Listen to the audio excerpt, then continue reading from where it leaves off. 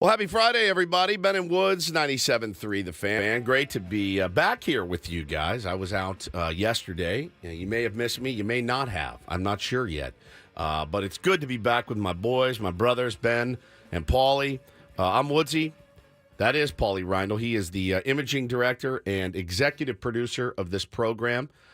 Ben Higgins, your friendly neighborhood sports anchor, joins us as well. Good morning, Benjamin. It's good to have you back. Great to be back. I want to shout out to Paul Reindl, who always does a great job, but when you're gone, kind of has to even wear an extra hat in terms of content, and he killed it yesterday. Good. So thank you, Paulie. We had a good show. Never a great show when one of us are missing, but we had a good show yesterday. But it is very good to have you back. I was curious. Shout out SD. Shout out SD. Yeah. I was curious to see just kind of how you'd look this morning. Why is that? Well, I mean, I know you go and do a concert, and obviously you said it wasn't even to start until after 9 o'clock. Yeah. So that's a late night for you, and you made the commitment to come back and do the show on Friday instead of take the whole weekend off, which I'm very appreciative of. But you don't look bad. You look like you made it through okay. I did. You're in good health. I'll tell you, when you do something like that, I was telling my wife, I said, you want to make sure if you're going to take a day off, right? Which is, you're taking a day off. I feel like I'm leaving you guys in the lurch or whatever, but I know you guys can handle a day. You want to make sure that it's worth it, right? The drive up to L.A., you want to make sure that the show is good. If the show was terrible, you're like, man, I just blew a day off for a bad show. But this was not it sounds weird to say, it filled me up. What kind of show was this? Your cup runneth over. That's great. It was... So that's what the VIP pass gets you. It was incredible. And the whole day and night, everything was great. When I drove up to L.A., no traffic. And I mean, zero. Not even a stoppage. That's 2 in a row. That's We went up for the Callaway yes. event, and we had no traffic that day either. Crazy. It was amazing. It was like eerie. It was, it's like, don't say anything. Shut up. And Ben was like, hey. Ben was like, hey, have you guys noticed? We're like, Shut up. not a word. So, cruised right up. And you guys, did you tell the Dr. J story yesterday? We did. You did. We as a matter did. of We were fact. very excited by your yet another Forrest Gump-like run-in with Insane. legendary characters left and right. Too bad I didn't know who it was. You told all of that, right? We did. We told the text, the confusion. You knew it was some sort of NBA player. Well, I saw you his identified ring, that. and I couldn't see who the ring said. But I know that man's face. I knew it. When he walked in, I go, that's somebody. It's somebody. And by the time I got the answer back from Adam, he's like, Dr. J, you idiot. And I was like, damn it. So I would have totally gotten a selfie with Dr. J. He was cool. He was actually haggling with his bill a little bit, which is pretty funny. Was he? That's impressive. I like that. Well, actually, Paulie and I just last night set something up just to make sure that if this ever happens again, you will be well prepared. Like, Bo has a book. Yeah, He does. he's Dr. got J his is probably in. book. He's He's in got it. to be totally in there. Yeah. So just we have a little test set up. If Okay. you're on our YouTube stream, you'll be able to follow along. Oh. But we have some NBA legends for you yes. to identify here this morning. We'll just do a couple of them, and we'll give you just like 5 seconds, just your initial impression. All right, who is that on the screen in Like, front this of one's you? easy. I got to pull this. Yeah, you got to pull up the screen, but these should be fairly. That's these, Tim Duncan. Very good. Oh, very good. well All right, done. let's go. Okay, Round 2 number here. 2. Clyde Drexler. Very good. Wow. All right, this one. I hope you can get this one. Michael Jordan. Okay, very good. Very Okay. good. All right. How did you not get Dr. That J? is Kevin McHale. Exactly. And Come on. Won an MVP. I don't know. Kenyon Martin. No, Who is it? it's Derrick Rose. Derrick Rose. If you put him, I'm impressed that you got Clyde the Glide. if you put him in a Bulls uniform, that would have been better for me. I couldn't believe it. I was like, "What an idiot!" So he walked out, but no, Dr. J's iconic. he's though. iconic. He's iconic. He's iconic. Like iconic. I mean, if And I stared at If him. I'm naming like He's 5 to top 10 5, most yes, it's recognizable him. NBA players That's in an idiot. history, He's he's right up there. It did not compute for me, and I just Out of knew context. it. I knew it. I was over like trying to look at the little iPad to see if his name was on there, because he was haggling over his bill. And I'm like, you're a sports radio host, you absolute dill hole. How did you not know Dr. J? But it was awesome, man. And then went to the show and upgraded our tickets to VIP. And so I got a picture with my idol, Chino Moreno, but he wasn't supposed to be back there. Like, he walked out of the dressing room in the VIP line. The VIP, all it entailed was you get to go on the stage and take a picture, which was cool, and then you get to get a front row seat. And we had to stand around for 3 hours. And this but it was was worth at the it. Palladium. Palladium in Hollywood. And so VIP entry was 6? yeah, 6 o'clock. What time did the show start? Well, the DJ came on at about 8. Okay. So, but like, you're not there for a DJ. It was literally a DJ, like playing songs and scratching records for an hour. So I was there for 3 hours before Crosses took the stage. So you know me, 3 hours, I was like, ugh. But you can't leave because you don't want to lose your spot because you're right in the front. So we grinded that out, and then they came out and just, I mean, they blew the doors off the place. It was incredible. And I left there feeling so happy and that I made the right decision. And then last night when I got home, you put the kids to bed, and I was laying in bed going, oh, I miss it. And I told Hannah, I go, they're playing in Europe in June. I may fly over for a couple of shows. She said, absolutely not. It was one of the best shows I've ever been to, being able to be that close. And they played. So the one I went to before was kind of their warm-up. They were getting ready for a tour. So it was kind of like, hey, we're going to do an hour. So they did an hour. It's like foreplay. It was like foreplay. And then this one, 2-hour set, blew it out. It was incredible. It was incredible. Did they recognize you from being at the first show? They did not. Okay. They did not. But getting to take a picture with Chino, he was so nice. And it was just it was really special. And we had such a great time. So it was awesome. Thank you guys for letting me do that. Thanks to my wife for letting me do that. She doesn't even ask questions anymore. So I won't do it. This is my promise to you. If I'm half-assed into a band, I will never take a day off. It's got to be one that I love. And there's about 4 that I'm like, sorry, fellas, I got to. If they played San Diego, like tonight, I would have gone to the show tonight. But they skipped San Diego, as so many bands are doing right now. There's a lot of tours being announced. Kings of Leon has a big tour, and they're skipping San Diego entirely. So Are they one of the 4? Yeah, I'd say they are. I go see them live. Considering how much Kings of Leon we listened to on the drive to Arizona, I would hope they're one of the 4. They are. Okay. Mm-hmm. Deftones slash Crosses. Afghan Wigs. That'll be happening in July, just to warn you guys now. 2 nights.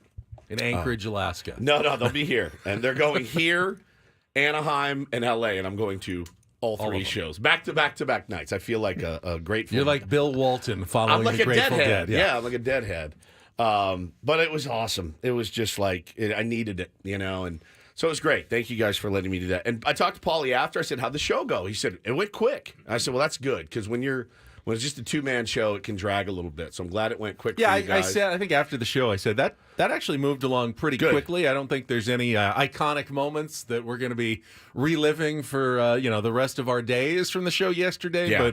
But went fairly smoothly. Got through the 4 hours and knew you were coming back for a Friday show, so we could end the week on a strong note today. Yeah, they're already calling me a Dodger lover in the chat because I went to L.A. again.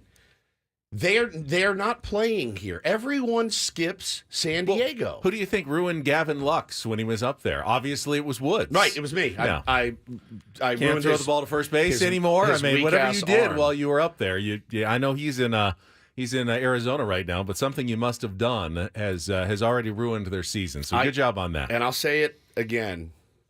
I loathe the Dodgers. But I like going to L.A. for concerts. I really do. They've got the most incredible venues. Every band plays there, and it's fun to get away for a night. It was great. It's okay to love San Diego, be all about this town, and realize that it's not perfect in every single way. Correct. I've lived here my entire life. I love San Diego. Wouldn't want to live anywhere else. Never.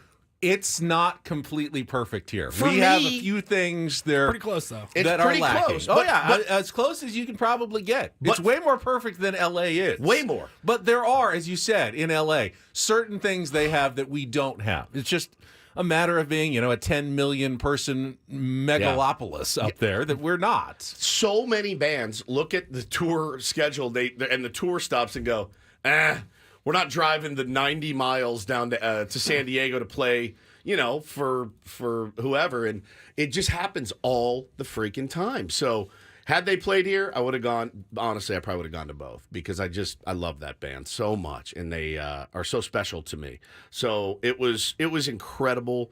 It filled me up, as I mentioned, a couple times now.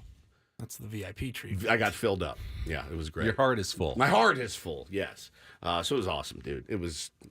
Last night I was laying in bed just looking at the videos that I took. And I was like almost in tears because I wanted to go back so bad. It was so good. But anyway, so yeah, I do like going to concerts in LA. I do not like the Dodgers. Everybody knows that. So yeah. If you looked at our rundown today, we have a special announcement coming up at 7:00. I'm not setting the menu yet. Okay.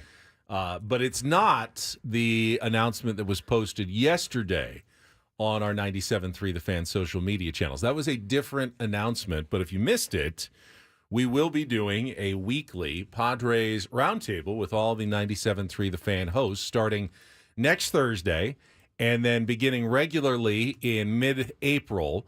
That right at the end of our show on Thursdays at 10 o'clock, everyone's going to get together and we're going to discuss what's going on with your San Diego Padres as a group, commercial-free for an hour. And the roundtable is very appropriately going to be brought to you by Roundtable Pizza. But makes sense. I just wanted to make sure if you hadn't seen that you were aware that we're going to get a little extra content coming your way this baseball season. And I also wanted everyone to know that is not the special announcement that we are making at 7 o'clock this morning. That is an entirely different announcement that we have coming up for you. Looking forward to it, though. Excited about what we have planned. Now, that's optional, right? We go if we can make it. The roundtable. Right. Well, we're here already. Right. You actually have to actively leave to not make it. But you'll be sitting right there. You don't have to move to be in the roundtable. Literally, you have to do nothing to be in the roundtable. Just not move from the seat where you'll already be in for the previous 4 hours. Question. Why can't we just do it at 9 and have everyone come in an hour earlier and we just do it at 9 would be good for us. I wouldn't be opposed to that, but that was not the agreed upon time, apparently. Okay, but it is optional. I don't have to go if I don't want to. I mean, I'm sure that there can be dispensations made if you have, a dentist's appointment one day that you can't get out of. Speaking of. Oh, that's right. When are you going? Oh, dude, I've got oral surgery next Friday after the show. They have to take. That's not Friday fun. I've got a tooth that they have to lengthen so that they can put a crown on it. I didn't even know how that would be done. Bro, the guy showed me, the periodontist, and I went, oh. He's like, yeah, we just burned some of this gum off and it lengthened the tooth. And I'm like, is this hurt? He goes, he goes, let's see. It doesn't not hurt. He goes, I'm going to Is that a medical term? Yeah. He goes, you'll have a couple Valium. And he goes, then we'll numb you up and we'll do the thing. He goes, and then the pain is going to be pretty bad after, so I'll give you some Percocet. And I said, oh, then I'm in. Are you driving up to L.A. for that? No, I'm not driving to L.A. He is right there in Solana Beach. Another perfect day. Woods. Love LA. Well, they already did it. So it's a week away, and I start talking about it, I start to sweat. I don't like the dentist. No offense to my great dentist. I don't think anyone is a fan of oral surgery, so I think you've got a lot of company on that one. This is going to suck, dude. All right, Carlos says, Woods, I had the tooth thing done. It shocked. Maybe he meant it sucked. Yeah, I'm not excited about it. He also said my mouth is going to swell up. I'm like, oh, so cool. Well, I'm glad you're doing it on Friday and not, say, Monday morning. Yeah. So you have an entire week to deal with that. It's going to suck. So that's happening next Friday. Thank you for that, Carlos. Now I'm even feeling worse. But yeah, I am going to be a little long. Just tell him that it's going to be okay. See, now there's at least, I had it done. It was fine. That's what Woods needs to hear. That's what I need to hear. Not that it sucked and it was horrible and it was the worst thing ever. Like two Valium to calm you down and then Percocet after. I'm like, what, are you amputating an arm? Like, what's happening in here? Holy cow. So that's going down next Friday. All right, let's take a quick time out. We will set the menu for the show today. We got a very special show friend who is joining us a little bit later. We'll let you know all about that coming up. And we'll have some Padres talk, obviously, all ahead. It's Ben and Woods. It's Friday morning. We got to talk about that graphic that came out yesterday. That is shocking to see. Now, have we confirmed that it's accurate? Anyone can put what they want on the internet. No, I think it's accurate. Feels about right, though. I think it's accurate. We'll discuss that as well. Coming up, Kelly's got traffic, and we are off and running on a Friday. Ben and Woods going until 10 o'clock, heading into the weekend on San Diego's #1 sports station, 97.3 The Fan. Here's Kelly.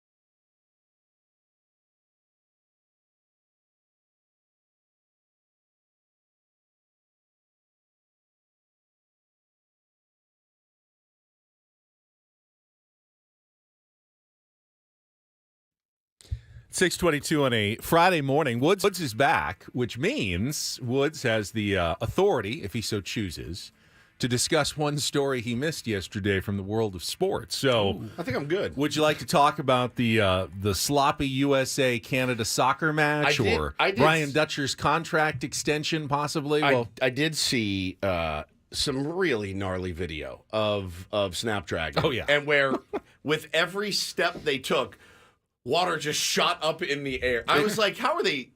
Now, they just play through it. They are not supposed to. The referee's supposed to go, this is unplayable. Really? Well, it's like a baseball game. If you hit a line drive into the outfield and the ball just stops dead, you shouldn't be playing baseball, right? Same thing with soccer. You play through elements and rain and conditions, but if the field is so bad that you're splashing around in it, you should not play that game, but they went on and played it anyway. It ended up being a good game. I thought Snapdragon Stadium took a bit of shade. I'm not sure whether the stadium had anything to do with it. Like, people were going, hey, did they not put drainage in this thing? It's still Mission Valley. We know that Qualcomm Stadium used to flood anytime it rained. It's in a river valley. I don't know how much drainage you can put into that thing, other than like installing huge sub pumps, which is a huge cost for, by the way, it's still San Diego. Very rarely rains. It just seemed like pretty bad luck that they got an just intense rainstorm right before the game and early in the game. And people were saying it rained hardest at Snapdragon. Like, it was everywhere else was like okay, but at Snap it was like. I'm up in Escondido. I had my window cracked that night, and I was like, I paused the TV. I go, damn, it is coming down out there, but it was nothing like happening here in Mission Valley. Man, I had 5 friends that were at that game. Our buddy Sports Brain was at that game, and I was like, you have to love something so very much to sit out in that to watch a match, a game, whatever.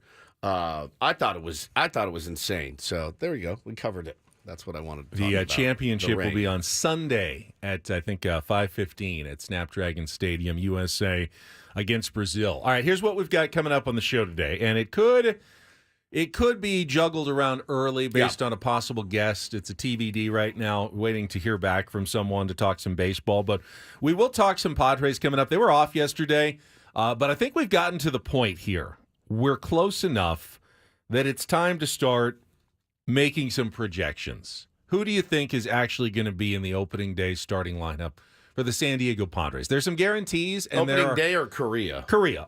First game in Korea. Because that's different. No. Yeah. The first game is opening day. I get it. But that's there's 5 more people that will be on that roster. Call it the home opener the next week because it's the San Diego opener, because technically opening day is a home game. Right, but the roster in Korea is 31. The roster in San Diego is 26. So there's going to be 5 guys that will not be on that roster. I don't know about that. I know they take 31, but I don't think they can play 31 in a game. So why would you take 31 people? Because you don't have to decide until right before the game who your 26 are. Okay. So you have the option of 31 for that week to play in the exhibition games. You have 31. But then when they get to the actual games against the Dodgers, I do believe they have to lower it to 26 to play in the game. I don't think they're getting 31 to play in the actual game. But let's just keep it to the starting 9. And, including the DH. I'm assuming Joe Musgrove and Yu Darvish are going to be the pitchers for that game. Yep. But I want to start, putting it on record who we think is going to be in left field for the Padres. Who's going to be the designated hitter for the Padres? Is it going to be Jackson Merrill in center field to start the season for the San Diego Padres? We can talk about that coming up this hour. As I said, special announcement at 7 o'clock. We will just hang on until then, but if you listened earlier this week, you might have an idea as to what is going to be happening here on 97.3 The Fan. Play some Take on Woods. We've had a couple of qualifiers this week. We had a real or fake qualifier yesterday for our new trip to Las Vegas at the Fontainebleau. You can win at 7:10. Don't do this at 7:20. Coming up in the second half of the show, we will continue our Tier 1 tour. We can probably make it a speedy one, the Oakland A's. I mean, we could have called like Jessica Kleinschmidt and gotten deep into the A's season and their prospects for 2024, but they're not very good. No, they got a couple good players. They got a couple players to watch. Yeah. Well, and that's probably where the focus will lie. Looking forward to 8:35. Eno Sarris is going to be with us. It's been a while since we've talked with Eno. He's in Arizona right now. He's doing his own tour of the Cactus League, including Bro. an Airbnb story You guys. that rivals some of our own travails in the Valley of the Sun. Rivals, it blows ours. Ours looked like a Hawaiian vacation compared to if what Eno tweeted was true. This is, I don't even want to talk baseball with him. I just want to talk traveling with him. It is unbelievable. I don't think Eno has a reputation of tweeting a bunch of things that are untrue. True, so that's true. I'm going to take his word for it that everything he said was verifiable fact. I couldn't believe what a dump he got stuck with. Now, I'm also assuming he probably picked it. So it's going to be, I can't wait to talk to Eno. Like, I'm giddy about it. Ryan will report, and we will get to the weekend and Annie and Elston at 10 o'clock. But hopefully it should be a good show to finish the week this week. Got a San Diego State game tonight as well against Boise State. It's senior night for the Aztecs, night, which is last game. Yeah, big one. Obviously, it's always a special night to honor the guys who have been in the program. Now, nowadays in college basketball, there's always that question mark because a lot of the seniors still have eligibility. Now, Jaden Ledee doesn't. This will be his last game at Viejas Arena. Same for Darion Trammell and Jay Powell. They cannot come back next season. But Lamont Butler does have another year of eligibility. Yep. He could come back next year. He's going to go through the senior night, but make the decision after the season as to whether he wants to, he tested the waters going pro last year, decided to come back.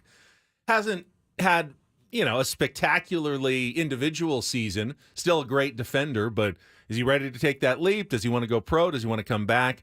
Micah Parrish also has that choice for the Aztecs, but they'll all go through the senior night ceremonies tonight at Viejas Arena. And a big game against Boise State. It's quad one game. Boise State, top 30 in the net.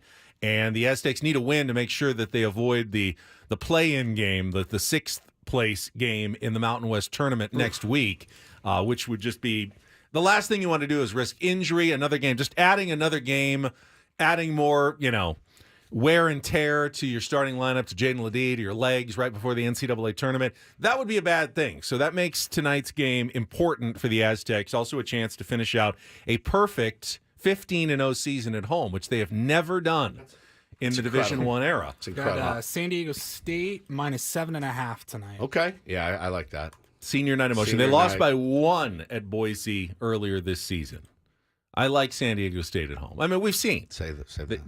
They should be getting all the officials' calls, just like all the home teams get in the Mountain West. I would hope that pattern doesn't. Today is the day that all the road team finally gets all the calls. You always worry that there's no guarantee that the officials are going to keep their pattern. And but it's only natural. You are amped on senior night. Yeah. I mean, even their game against UNLV, they had a couple of their seniors, like the big guy down low in the post. He was unstoppable.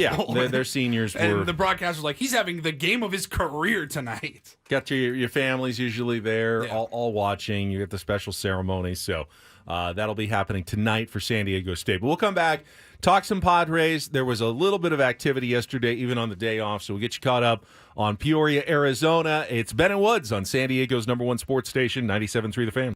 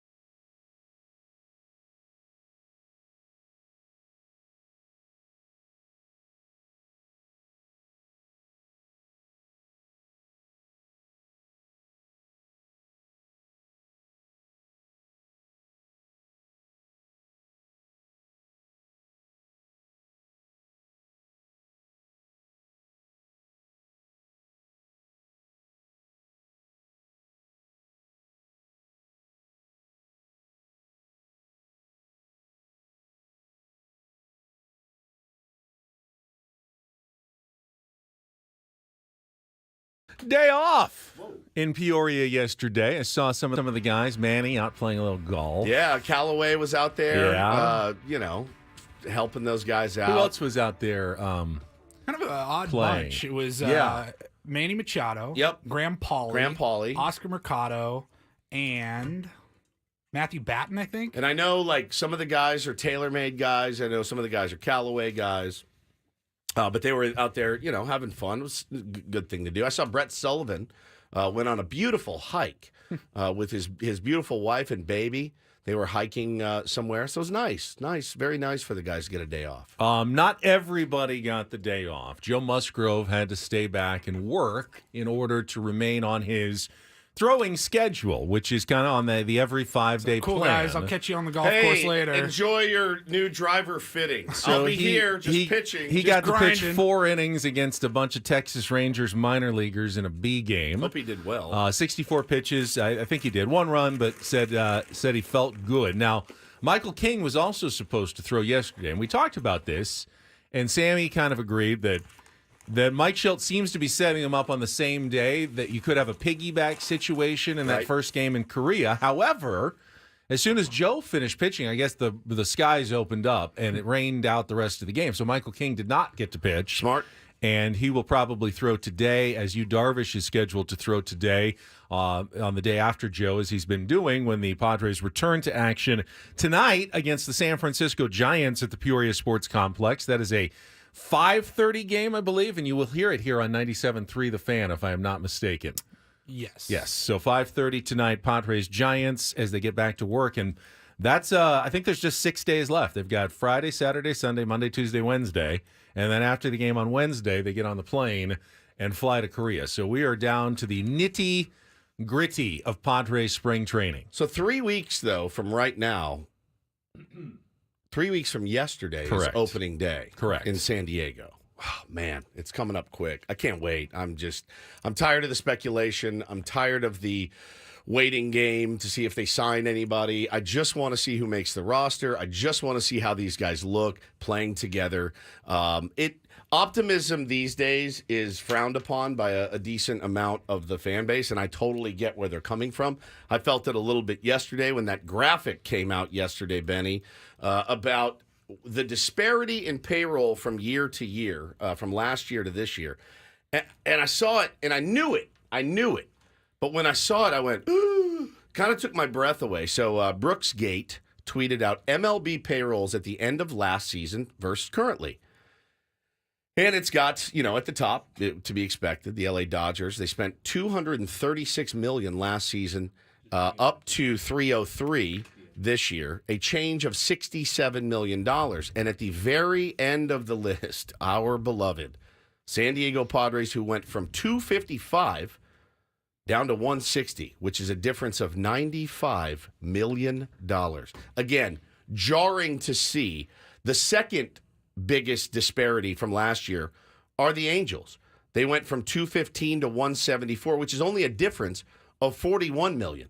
$54 million It's a big jump from second to last in terms of the biggest change. Now, the Padres, I'm sure Eric Grupner would be happy to point out that even at $160 million, they're still spending more than half of the teams, or more than half of the teams on this list. No question. No one talks about the change in payroll. They should be talking about the overall payroll for the team, which remains very competitive. But you can't look at that and not at least kind of gulp and go, oh boy, that's a huge drop off from one season to the next. Surprising to see to see the number that Oakland and Philadelphia $0 change. $0 Nothing. change. They did Haven't nothing. done a damn thing. If they lost somebody, now see, Philly just extended Wheeler, right? And they extended Nola. Why doesn't that?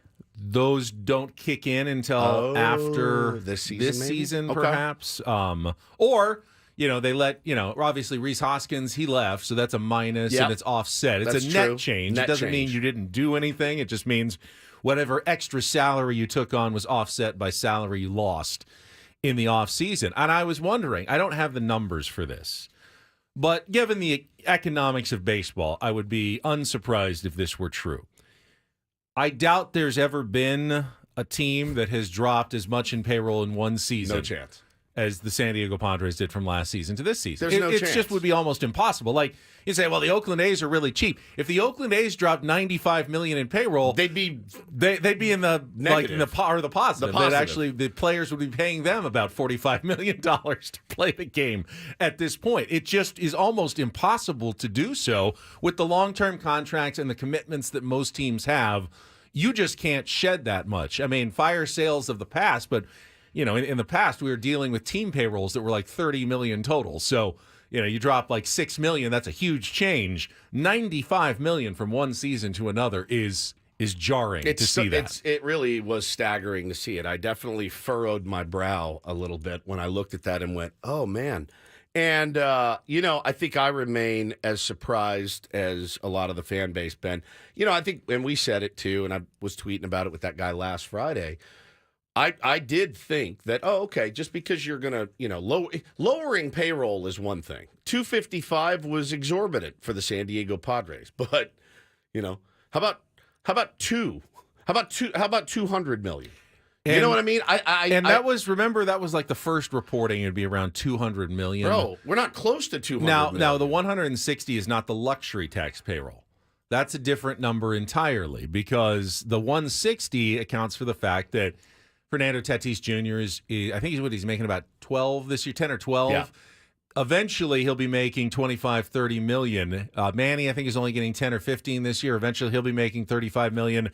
The average of those salaries is where the luxury tax comes in. So the Padres are much more near like 215 million to 220 million when it comes to their luxury tax payroll number, which is just a little bit below that, I think, $237 million first threshold for the luxury tax. So, yeah, this, depending on what sort of numbers you're looking at, it'll look very differently. But this is the actual real cash of what the guys are getting paid this season versus what they were getting paid last year, I believe. And as a baseball fan, of course I'm excited about our team. Of course I am. I'm actually really excited about our team. I was really excited about our team Opening last day year. has a way of doing that. There's no question. I was excited in 2015. Spring training, 2016. it will get you. It got me for sure. It's going to get me. I'm just giving you my honest opinion. And I would say this if I worked on any radio station. I get excited about baseball, and I get excited about Jackson Merrill, and I get excited about Iriarte, and I get excited about Estrada,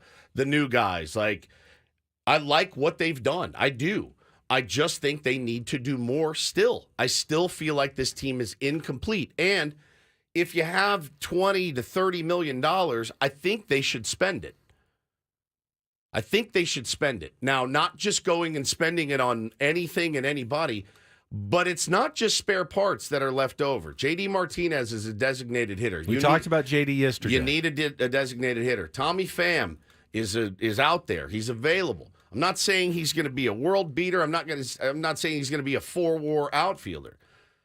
But I think you can do better than what you have right now. And I think it's their duty to do better. I do. And I'm all for giving guys a shot. I love it. And some people are pro Jackson Merrill opening the season in center field. Some people are against it. I'm for it. I've met him. We've talked to him. We've seen we've heard that he puts the work in. Look, if Jackson Merrill came up at 20 or if Jackson Merrill came up at 22, he's going to struggle at 22 even. He's going to struggle in the big leagues. Everybody struggles in the big leagues. So we talked about him yesterday, and we were saying if you could take last year's roster and had a Jackson Merrill Merrill fighting for last year's opening day roster, I think he makes a strong case. I think even so with too. Trent Grisham, Juan Soto, Fernando Tatis Jr. Yeah. Boom, there's your fourth outfield. I want to ask you a question, though, about signing a guy like Tommy Pham when it comes to prospects. And let's hold on that. I want to check traffic. We'll be right back in about 30 seconds here on 97.3 The Fan. From the 97.3 The Fan Traffic Center, here's Kelly Danick. Well, for the most part, we are looking at Friday-like conditions. We've got this one problem, though, a crash on northbound 163 just before the 52. That is over to the right shoulder. I'm Kelly Danick with Ben & Woods, San Diego's #1 sports station, 97.3 The Fan. All right. Imagine you're A.J. Preller, and you are excited about some of your young prospects like Jackson Merrill and Jacob Marcy. But you also know there's a guy like Tommy Pham who is available out there, who is an established Major League Baseball player. We met Mike Schilt. We know his philosophy from what he told us. If you sign Tommy Pham and give him to Mike Schilt, don't you feel like Mike Schilt is going to probably play Tommy Pham pretty much every day in the outfield? Yeah. So what happens to your guys that you wanted to see this year get to the big league level and start playing? How do they break in? What's the criteria now? Well, it's pretty simple. Tommy Pham plays left. Jackson Merrill plays center. Introducing three guys that are going to get a ton of playing time doesn't make a lot of sense to me. If you're the San Diego Padres, it makes sense to me. If you're the Oakland A's, it makes sense to me. If you're the Tampa Bay Rays, that's what they do. But the way that I would do it is I would sign Tommy Pham to play left. Let's talk about Marcy then. If we're putting Jackson Merrill in center, you sign Tommy Pham. Yeah. And Tommy Pham is having a very Tommy Pham-like season. Sitting like 260, 340 on base percentage, a little bit of power. He's not an all-star, but he's doing fine out there. Jacob Marcy is killing it in the minor leagues. Yeah. AA, AAA. He's having a really great season. Do you bring him up and say, Tommy, you're on the bench now? Or, hey, things are going well. Let's not mess with it.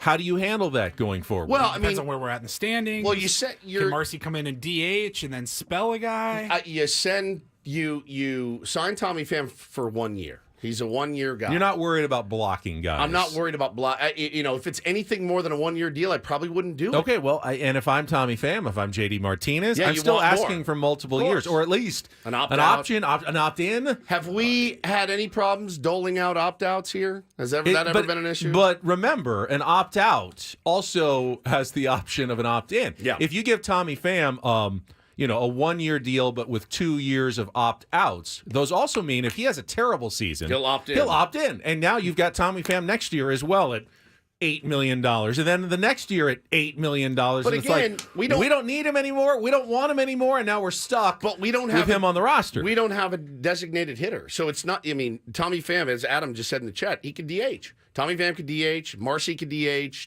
Marcy could play left.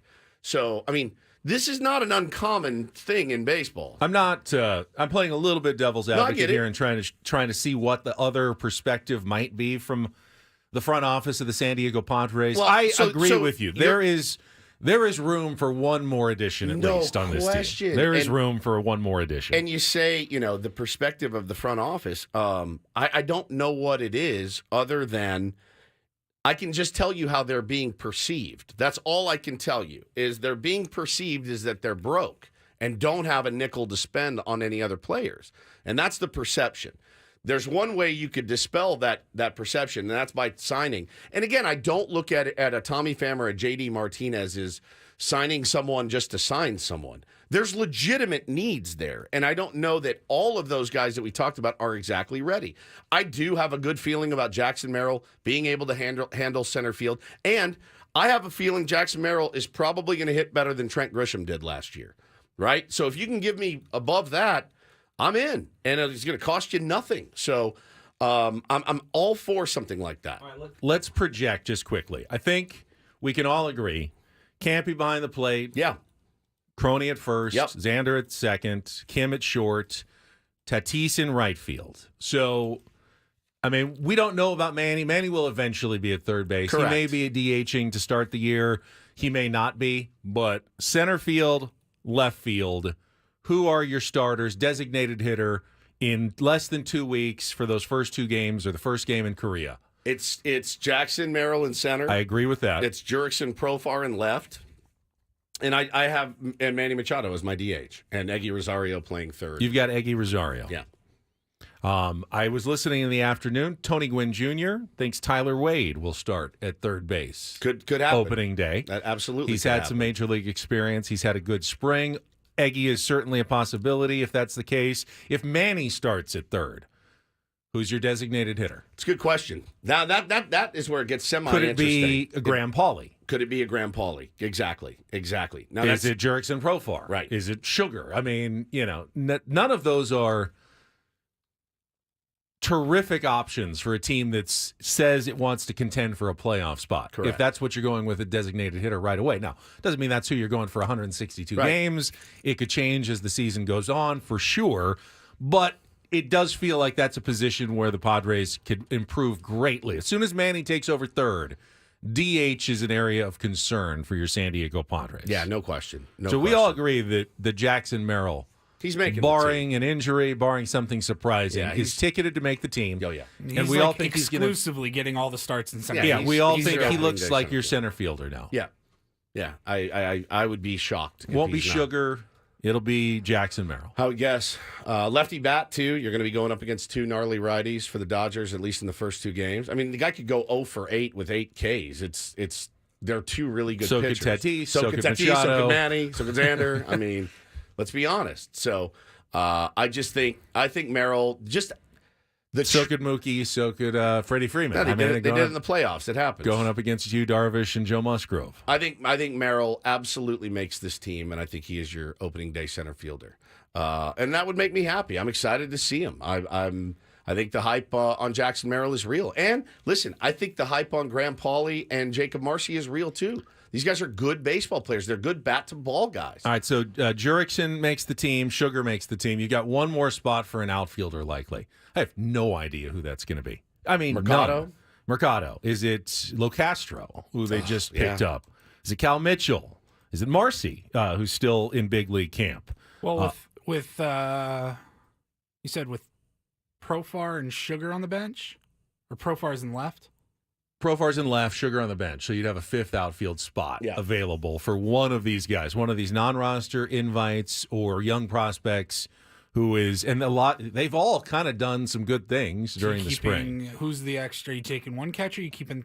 You could keep Sullivan if you keep 3 and only keep 4 outfielders. That may be the answer. He's kind of a hybrid infielder now. Yeah, that's true. But then who do you need? You don't need 2 backup infielders necessarily. Eggy could be on the roster. He could not. He could be left off the roster as well. I don't think there's any guarantee that he makes the team for sure as well. I think I said it when they signed Tyler Wade. Wade is a possibility. I think I said he makes this team because he always finds a way to scratch and claw his way onto a team.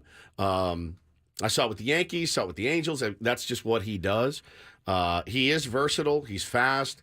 Not a great hitter, not a big power guy, but he's got some versatility. Does Batten even make the team? I don't think so. Struggling this spring. I think he's ticketed for El Paso, my friend. I do. He's not had a good spring. Tucupita Marcano has been hurt. He hasn't had a chance to really show himself yet. So we'll see. I mean, we won't even know actually when they leave for Korea because they're going to take those 5 extra players.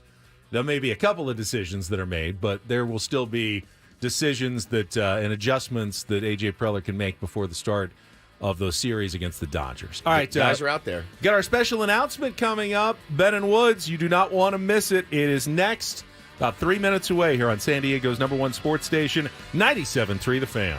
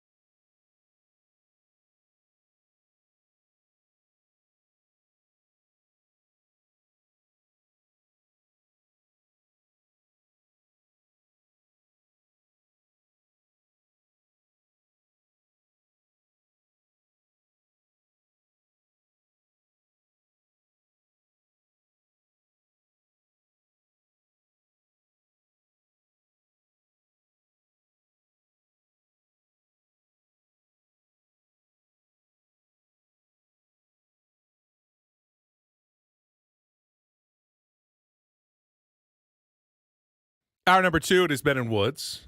Special announcement incoming in just a second. Again, Padres back in action today against the Giants at 5:30 here on 97.3 The Fan. After a day off yesterday at spring training in Peoria. Did you hear Sam Levitt's story yesterday? No, I not did on not. our show. But he was telling Scraby and Chris that because of the day off, we asked him what he was going to do. He said he might, explore and, enjoy his day off. So Wait, so you guys gave him the day off, but Gwen and Chris still had him on? we I had had him on yesterday. Yeah, Oh, you did? no, well, they weren't here. This is the story. So Sammy was planning to take the day off. So he went to one of those resorts, I don't know, in Scottsdale. Yeah. And bought the day pass so he could go do the pool day. You know how you can pay for just, you don't get a room at the hotel, but Yeah. they'll give you access to their pool and resort area for a day fee. I don't know what it usually is, like $30-$40, and you can lay on a lounge chair and Done it enjoy before. everything. Yeah, Paulie's done it before. You can do it at places around town here too.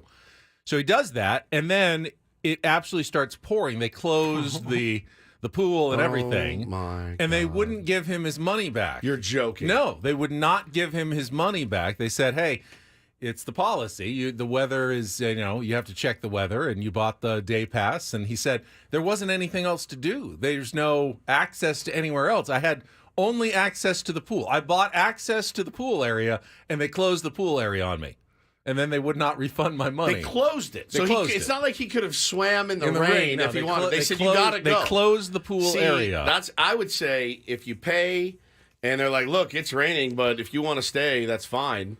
You have to stay and rot. But if not, I got to give you your money back. So he ended up just calling in to Chris and Scraby on the air and talking about his experience. No, that sucks. That sucks. Sammy got hosed. Yeah, I mean, the one day that he has off. Adam said he'll call the resort for Sammy and get him that refund. Well, actually, I don't doubt it. Chris said his wife Lori is great at that and has already sicked her on the resort to try to get good. Sammy's money back. My wife's really good at that. She good at that too? Oh, I am she's- terrible at that sort of I am thing. I just too. wear it. It's like Yeah, I'll wear it. I just wear it. $40. It's fine. whatever. But Shout out, by the way, to all the wives and women. It is International Women's Day. Thank you for Shout out wives and women. shout out wives and women and it's also Be Nasty Day. ladies. Oh. Honey, if you're listening, It's not specific to the lady. It's your fun day. Let's do the Be Nasty Day today when I get home. It's also Solar Appreciation Day. I so do love our solar panels. I really do. I like just the solar system. Save The that. sun is Paula. great. Say that. Thank you. Yeah. Where would we be without the sun? Where would we Woods? be without women? That's a good point. You know what I mean? Very good point. Yeah. All right. You said We wouldn't be. you were going to lead us on this announcement initiative this morning. Well, we do have a big announcement for everyone listening out there. We had told you guys that we were looking for a place to do a watch party for the first game of the season. And that's, of course, the Korea game against the Los Angeles Tax Dodgers. And we are looking forward to that very much. Now, we put it out there, some ideas of places. We needed somewhere that maybe had Asian slaw. We needed a place that maybe you could play Texas Hold'em while you were there. We wanted a smoke-free We environment. wanted a smoke-free environment. A player's menu would be solid if they have that. And it was tough to find a place that had all of that. Open 24 24/7. Friendly dealers. I can't watch a baseball game without friendly dealers. I can't either. I can't either at all. And you want a nice view of the bay, perhaps. So we did end up finding a place that has all of that. And, of course, we're talking about our very beloved 7 Mile Casino. Let's Just 7 go. minutes from downtown, everybody. And that graphic that Paulie just put up is correct. 3:05 a.m. Maybe the first ever San Diego radio promotion that starts at 3 in the morning. I've been here my whole life. I don't remember another one. Now, you've done the old 24-hour on a billboard thing, which we weren't going to do for this. No, I didn't do a 24-hour billboard. You didn't do on a billboard? Where were you on? We did a 24-hour show.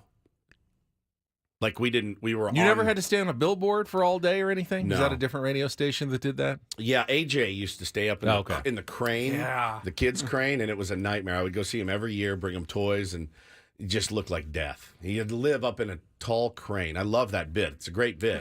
But he raised a ton of money and toys for kids, which is awesome. This isn't going. We're not doing. This is not a charitable thing. This is just a fun time for all of our diehard Padres fans who we're going to give you a place, man. If you want to come hang out and watch a game with us, you get a chance to do that. Yep. We even have an official sponsor, Soapy Joe's, the official sponsor of the Padres in Seoul, South Korea watch party. Join Soapy Joe's at 7 Mile Casino. Soapy Joe's Car Wash. Good, clean fun. So that's what we're looking to have. Good, clean fun. We invite you to join us at 3 a.m. or maybe a little bit before to get your place out on the patio. We're going to bring a bunch of extra TVs in. The restaurant is open 24/7, so you can order food and enjoy yourself during the game. And then after the game, Sammy's going to do his post-game show, and then we will have our Ben and Woods program live, probably starting around 7 o'clock until 10 a.m. at 7 Mile Casino on Wednesday, March 20th. Very early in the morning on Wednesday, March 20th. Is Sammy going to do his post-game show from there, or is he going to do it from here? I bet he's here. I don't know the answer to that, but I assumed he would be here. Okay. But either way, we will be there, and I'm curious to see how many Tier 1s, how many 97.3 The Fan listeners will join us at that hour of the day. There is intense excitement, as always, for the Padres, no matter what. There are diehard Padres fans who are planning to watch it anyway, and I'm sure a lot of people are planning to watch it in their living room or just laying in bed. Yeah. But if you'd like to experience it with your fellow Padres fans, this is the place you can do it at 7 Mile Casino in Chula Vista. That's exactly right. And, people are asking, will coffee be available? Yeah, man, they have the 24/7 players menu. They're going to have a menu. They're going to have servers out there for us, taking care of all of your needs. The only thing you won't be able to do is drink alcohol. Is order alcohol. They cannot do that after 2 a.m. Who in the world wants to sit down at 3 o'clock and be like, can I get a gin and tonic? Like, forget it. You have a problem. I don't want to judge you because I've been there, but you have a problem. Jeff wants to know, can this be a pajama party? Sure. I mean, it's a public establishment, so make sure. You want, though. I mean, it just depends on what kind of pajamas you wear. Listen, I'll put this caveat out there right now. I'm just gonna go ahead and say it live on the air so that you can bookmark it.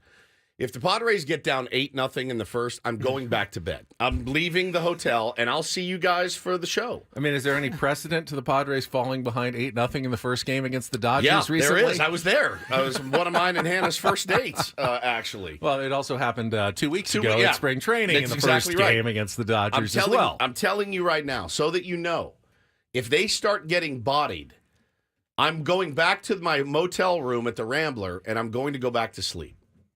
Okay? Everybody heard me say it. Someone will have to go roust you for the start of the show? For the start of the show. I cannot sit It's up. It was an amazing comeback. The Padres won 13-12, and you missed it. That would bum me out. That would bum me out a lot. But listen, it's Joe's not going to let that happen. I don't think so, man. I'm somebody says he's looking forward to doing shots with me at 3 a.m. Bro, I got to do a show after. I mean, there is no way. Yeah, 7 Mile does have rooms. There's a little motel next door. It's called the Rambler. You can book a room. We're all staying there. Not together, but we are staying there. And, yeah, we'll stumble over at 3 a.m. area. We can all sit out by the pool if you want. Yeah, a little arcade area. Yeah. Play some games. We're looking for a caller for Take on Woods. Oh yeah, thank you. 833-288-0973. We did just get a call that I just took. He didn't want to play Take on Woods, but he goes, "Hey, I'm a new listener to the station. I think there's a lot of new listeners to the station. What the hell is a Tier 1 listener?" Okay. And I thought, you know what?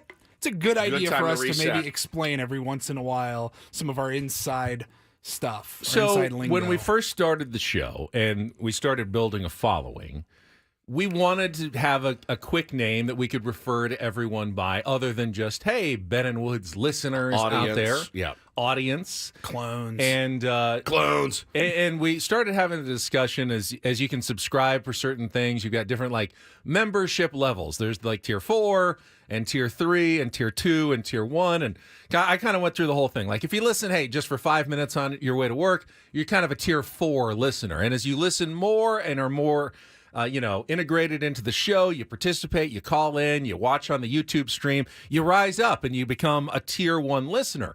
And then we had the pandemic, and we were all in it together, and we just promoted everybody to Tier 1, right? The way it all went down was we were, that day brainstorming for a term to call our listeners. And we had Padres chairman Ron Fowler at the time on our show that same day. Yep. And he explained to us how they evaluate their roster, not just the 25-man roster, but like the whole group of players. And he said they break it down into tiers. Yeah. And they have 4 tiers, I think they had, maybe 3. But he said, Manny Machado, he's a tier 1. Yeah. Fernando Tatis Jr., tier 1. Stuff like that. And it just clicked. We go, that's what we should call our listeners. Perfect. The tier 1. That's why we do it. Because you guys are the best. So, yeah, our listeners, all of you out there, if you're hearing our voices, you're a tier 1. You're a tier 1 That's right. of the Ben and Woods program. So thank you for your support. We do appreciate that. And tier 1s and all 97.3 The Fan listeners are invited to join us at our watch party on March 20th, early on Wednesday morning, 3 a.m., for the Padres and Dodgers at 7 Mile Casino in Chula Vista. Yeah, I can't wait, man. And I have a feeling that a lot of people are going to come because everyone's excited for the season. This is kind of unprecedented. Have no idea what a 3 a.m. radio event is going to look like. Yeah, no doubt. No doubt. It's going to be very, very interesting. Very interesting. But I'm excited for it. All right, off you go. It is time to play a little Con Woods.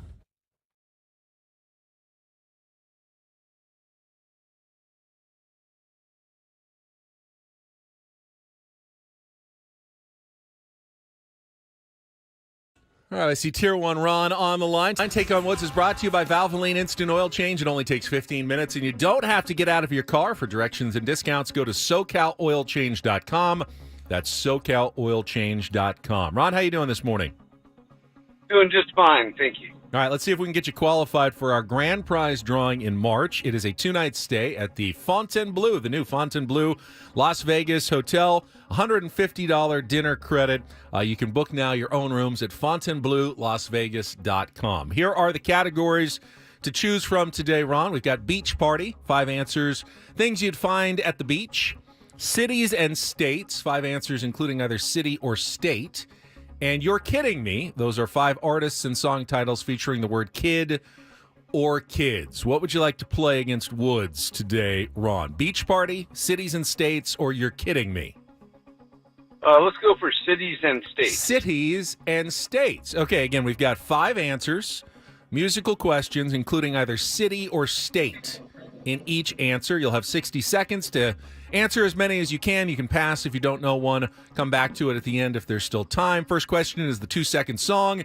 You need to identify both the song title and the artist to score that point. You go first. Woods goes second. If you beat or tie him, we will put you into the drawing for Las Vegas. All right, Ron, are you ready to play? I am ready. All right, 60 seconds on the clock. Your time begins when Paul plays the music. The category, cities and states. Good luck, Ron. Let's take on Woods.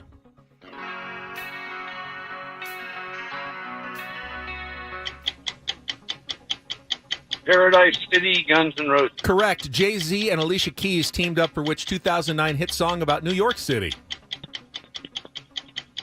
I'm just going to guess New York State of Mind. Incorrect. Which Starship song easily won a 2011 Rolling Stone poll as the worst song of all time? Built this city on rock and roll. Correct. Which 1992 Pearl Jam song first appeared on the soundtrack for the movie Singles?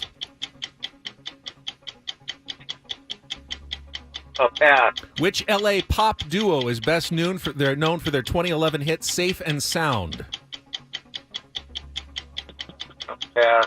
Which 1992 Pearl Jam song first appeared on the soundtrack for the movie Singles? No idea at all. All right, any idea on the LA pop duo Safe and Sound 2011? No idea. Let's go Hall & Oates. That's all right. You got 2, though. You got We Built This City and Paradise City by Guns N' Roses. You were close. It's Empire State of Mind, not New York State of Mind for Jay-Z. State of Love and Trust is Pearl Jam. Woods is good on Pearl Jam. That's going to be one in his wheelhouse. Capital Cities is the name of the Safe and Sound group. All right, stay on the line, Ron. The score is 2 to beat for Woodsy today. He doesn't get the category. Makes it tougher for him, especially in a category like this. All right, Woods is back. Headphones on. Reset our 60 seconds. Reset our song. Woods, your time begins when Paul plays the music. Good luck. Let's take on Ron. It's Paradise City, Guns N' Roses. It is. Jay-Z and Alicia Keys teamed up for which 2009 hit song about New York City? Empire State of Mind. Correct. Which Starship song easily won a 2011 Rolling Stone poll as the worst song of all time? We Built This City. Correct. Which 1992 Pearl Jam song first appeared on the soundtrack for the movie Singles? Well, there's two. Well, which one fits the category? Maybe pass and come back to it. Pass? Which LA pop duo is best known for their 2011 hit Safe and Sound? Oh, Capital Cities. Correct. Which Ugh. 1992 Pearl Jam song first appeared on the soundtrack for the movie Singles? Well, it's either State of Love and Correct. Trust. Okay, thank you. Cities and states. Or Breath. Breath would not have fit the category. Correct. That's why it's tougher for you. You don't know the I don't know the category. But only one of those fit cities and states. 5-2. Woodsy has won today's game of Take on Woods. Well done, Woods. Capital Cities. Where are those guys? Still making Pizzas revenue off Safe somewhere. and Sound. Yeah, probably. More like Crapital Cities. So bad. Not a fan. Used to fight with our program director. Imagine that. Gautier, remember that song? He had one song. Just somebody that I used to Where's that know. guy working now? Pep Boys? He is not. Where is he? Where is he? I used to See if he's on tour. I'd say, dude, the song's fine, but do we have to play it? That's not a bad song. No, but do we have to play it every 30 minutes? Hey, it's Gautier again. Was how I would bring I like it how up. angry she gets. Yeah, in that song. The I like song's that, yeah. fine. It's fine. Every 30 minutes we played that song. So really, your problem was with your program director, not with Gautier. Right. I mean, the song was fine. It was like a good song, but every 30 minutes, that and then right into Safe and Sound. And I was like, man, I have the worst timing of. I'm in music, the music business, when the music is literally the worst.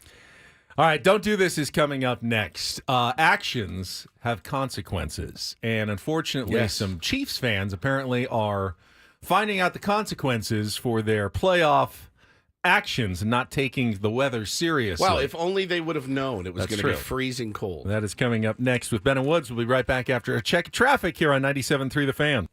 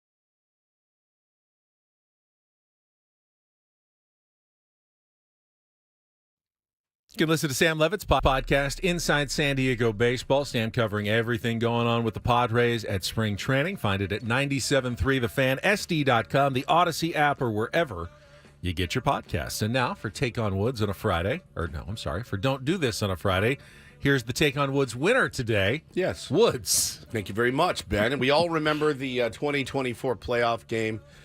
Kansas City Chiefs hosting the Miami Dolphins. Very cold. Very, very cold. In fact, it was the fourth coldest game ever played in the NFL. What was the wind chill? It was minus 27 degrees. Yeah. The temperature was minus 4. With the wind chill, it was minus 27. Remember, water freezes at 32 degrees. Correct. So below zero is well below the freezing point. That is exactly right. And so we all knew it was cold. We knew it was going to be cold. Some Chiefs fans went out, and I remember seeing like some crazy one, like taking their shirt off, the shirts off, doing everything. So obviously there was thousands and thousands of people there, but 10 people were hospitalized for frostbite or hypothermia, and now some of the people that were hospitalized for frostbite require amputations. Now I'm not sure what, I'm not sure when, I'm not sure where. But they are going to require amputations based on taking their clothes off at a football game. Definitely something I think they probably regret now. So when you say, I would give my left hand to see the Chiefs win this playoff game, You might have to. you might actually have to do that. Which is just insane to me. And, you get a few Coors Lights in you and start running around and, you want to be the center of attention. You rip that shirt off, and it's minus 27 degrees, and bad things can happen. And listen, there's not been any mention of a lawsuit or anything like that. There's really no legal recourse they have against the NFL or the Chiefs. Like, everyone knew it was going to be butt cold out there that day. Everyone. You took your shirt off. Nobody else took your shirt off. And then I don't know that it was the fans who took their shirt offs that are suffering. It looked from the pictures that I saw, a lot of fingers were. Like, if you weren't wearing gloves, like warm gloves, that could have been a problem. There's a guy here in this picture, shirtless, wearing some camo overalls, and his body is red because it's almost frozen solid. Because they're the Chiefs. So, the Chiefs, so now they're going to have to amputate body parts. They're being advised to schedule amputations. All right, ready. Rarely does just a straight bad sports performance rise to the level of don't do this, but I thought one yesterday actually stood out. The WCC tournament is being played right now in Las Vegas. And the University of Pacific laid their claim as at least worst college basketball team on the West Coast. They went winless in the conference this year, so they had to play in the very first game against Pepperdine, play-in game in the conference tournament. Now, Pepperdine isn't that good either. I think they won 12 games, like 12-19 this season. Very mediocre. Their coach, Lorenzo Romar, is not being brought back. University of Pacific fell behind in the game, Woods. 26-0, 39-2, and trailed 56-9 at halftime on their way to a 102-43 loss to Pepperdine to end their season yesterday. It's got to go down. I think it was like one of the three biggest defeats ever in conference tournament history. 26-0, 39-2. Sounds like one of the Aztecs. The Aztecs get off to slow starts as well. They usually fight back. I can see that. Tonight against Boise State, Aztecs down 39-2. Of course, they'll come back. They'll be within one in the second half at some point as they fight their way all the way back. But Pacific takes the cake for bottom of the barrel on the West Coast this season. That's just an awful performance. All right, time for some do this, if you will. DD mega doo-doo. When our pal Skip Schumacher took over the Miami Marlins job, we had coffee with him that one day and asked him about a couple of the guys they have on the squad. And one guy he talked about was Jazz Chisholm. And he said, he's got all the tools to be the best baseball player. What I'm trying to get with Jazz is for him to know what it means to be a professional baseball player. Yes, it's important to worry about your brand. Yes, all that stuff's important. But you also have to be a good teammate. You have to be a good leader, et cetera, et cetera. So Skip is telling him, it looks like our pal Skip Schumacher has rubbed off on Jazz Chisholm, because here's the news that we saw out of Marlins camp yesterday. from an article. This is how serious Jazz is about not spending a day on the injured list. His daily McDonald's trips are over.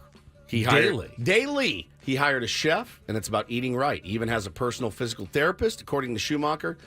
Chisholm spent part of his offseason with former big leaguer Matt Holliday and talked about the art of hitting. So, number one, congrats to Jazz for eliminating 7 McDonald's meals per week. I think that's going to do some good So for he him. was actually a 6-tool player. His 6-tool being the McDonald's app. Yeah. So I texted Skip this morning, and I said, that Jazz Mickey D story is hysterical.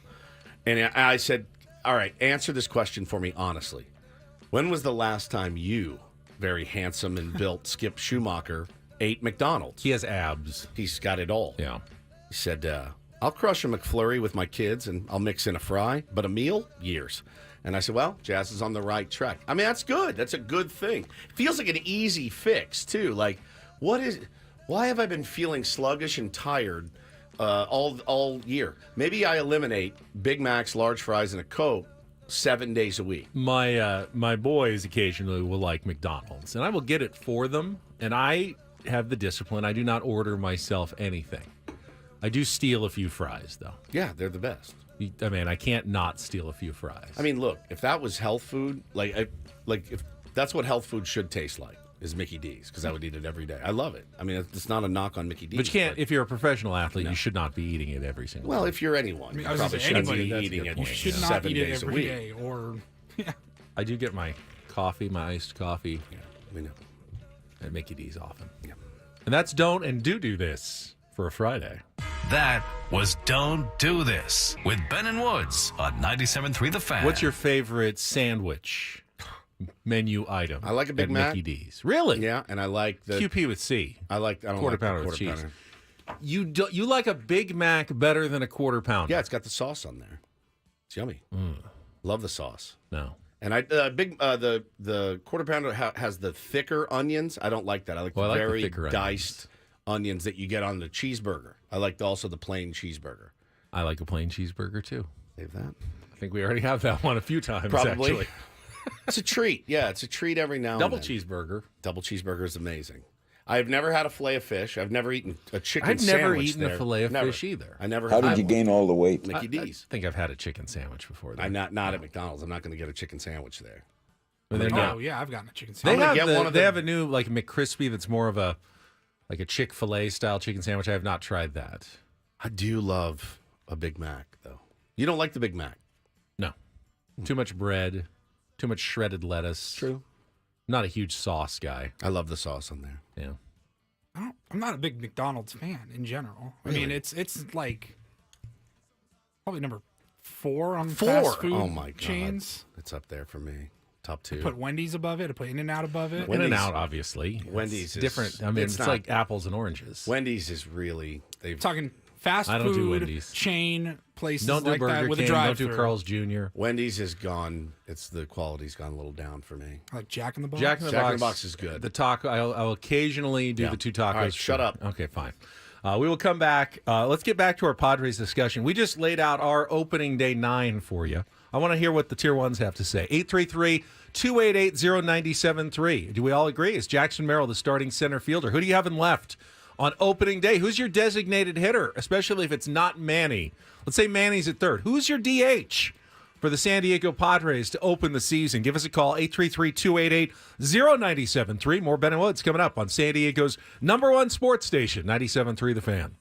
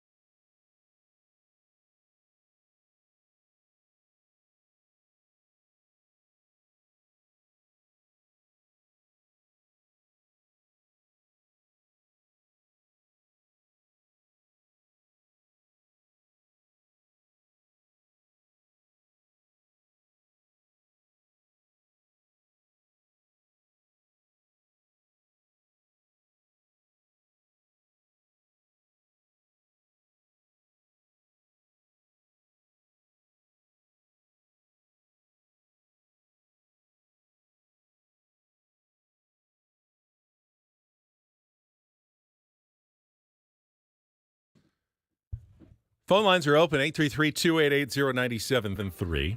Asking you who your starting nine is for the San Diego Padres as we get closer to the start of the season. We should do our starting nine of fast food, too, at some point, because people go nuts. The chat is going crazy It's right going now with all your ham fast right now. food favorites. Yeah.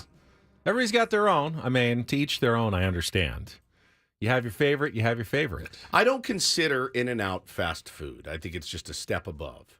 You That's know fair. what I mean? I feel like it's fancy. just because it's Price-wise, better, it's fast food. It's fast food. It's got a drive-through. First of all, the it's prices. never fast. Never. It's never fast. It's so good. It's so good. It's a step above, in my opinion, like fast food.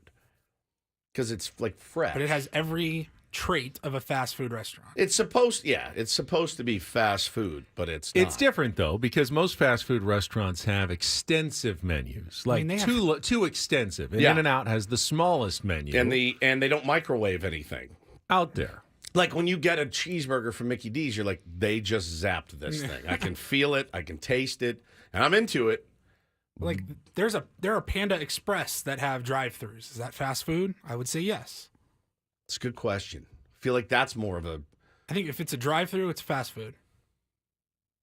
That's the prerequisite. We have a Chipotle with a drive-through in Encinitas now. I never understood that. You pull up and you go, I didn't know they can I had get a those." little less sour cream? Right, No, can more guac. Yeah, can I have just a little bit of the green salsa Taco and Bell, then not burgers, but that's fast food. Oh, Taco Bell's fast food, 100%.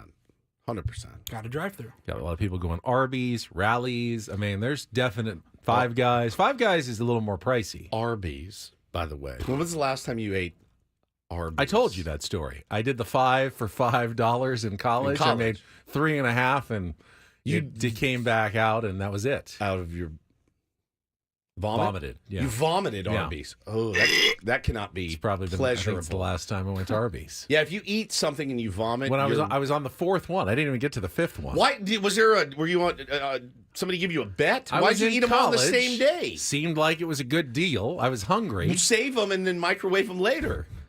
This dude tried to pile down 5 Arby's They're roast not beef that sandwiches. big. They're pretty small. I mean, they were selling them for $1. That so. meat, though, when you look at it, like when you're in college, like I don't care, I'll eat anything. Right. If you looked at it now, no. But the Arby's sauce is clutch. Arby's probably been. It's It's been probably- high school. I'm 33, so like 18 years. Yeah, I have Long John Silver's was one that I would eat once a year. Can I admit Never been that there. it took an embarrassingly long time for me to understand why it was called Arby's. Roast beef, Roast beef, RB. roast beef. Yeah. Didn't know that. Just it must be You thought some it was guy like named Fred Arby.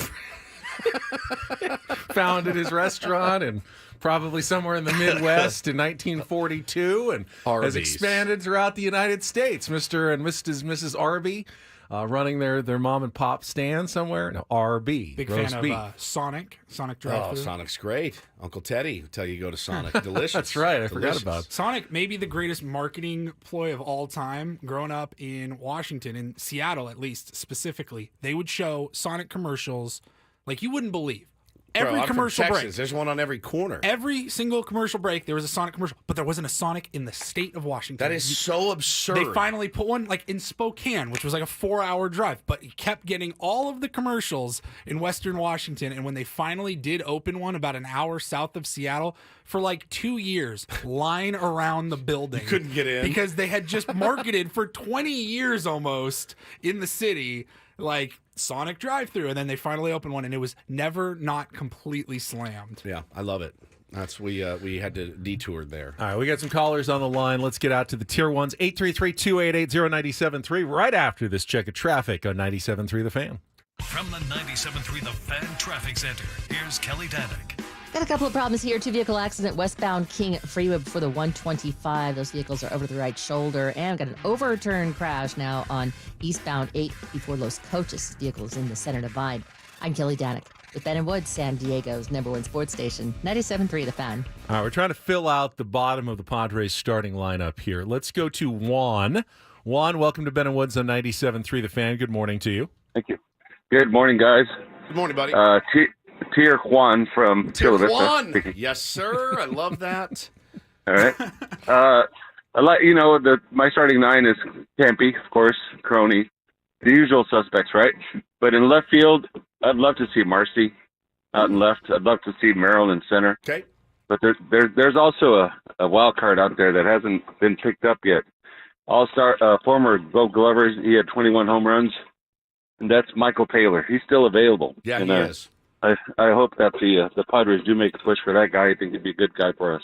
What do you guys think? I always, and I've seen that stat before that he hit 20-plus home runs, and I never think of him as a power guy. That would have ranked, what, 4th or 5th on the Padres last season? Yeah. I mean, they can use a 20-home run power potential guy. Now, will that play at Petco Park? Is a 20-home run guy at Petco Park more like a 12-home run Like guy? a 6-home run guy. Yeah, I mean, we've seen that happen before where the power just does not translate when it comes to San Diego. And if he doesn't bring you that power, he's a good defensive outfielder, but he doesn't get on base. He doesn't hit for average much. Is that going to be valuable enough?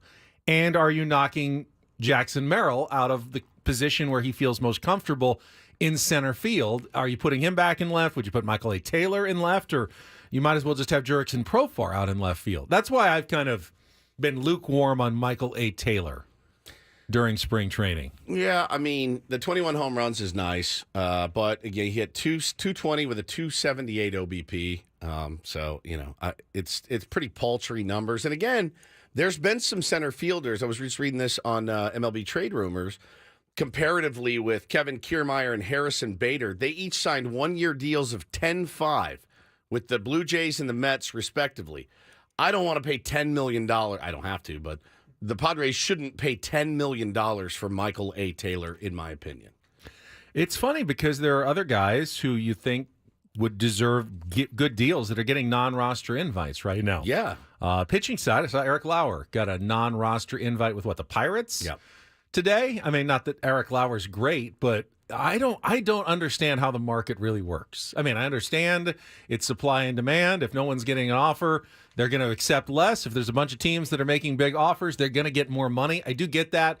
But you look at two players and you go, yeah, they're somewhat equivalent. And one of them is accepting a non-roster invite to a spring training camp, and the other one's getting $16 million. And it kind of blows my mind the value that certain players are getting. I'm not kidding. I have no idea. I mean, I have no idea. Harrison Bader signing for 10-5 after the year he had, and Michael A. Taylor still sitting out there doesn't make a hell of a lot of sense to me either. Can I blow your mind for a second? Please. We just got a tweet from Jeff.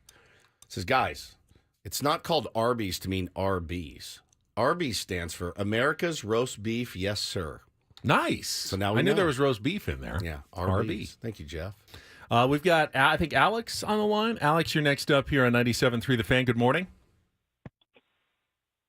Maybe it's not Alex. Who's this? Hello? You're on the air. Yeah, can you hear me? Yeah, I can Sorry hear about you. that. Yep. Hey, guys. Hey, I love Jackson Merrill. We were out there at spring training. We actually ran into you guys on the first day, me and my son. We were the ones that were the Hotel Serene alums. Oh yeah. yes! They stayed at Ben's beloved Hotel Serene, and it was a dump. Yeah, it was awesome. That's where he it was tried a great, to take us. Great memory. Yeah.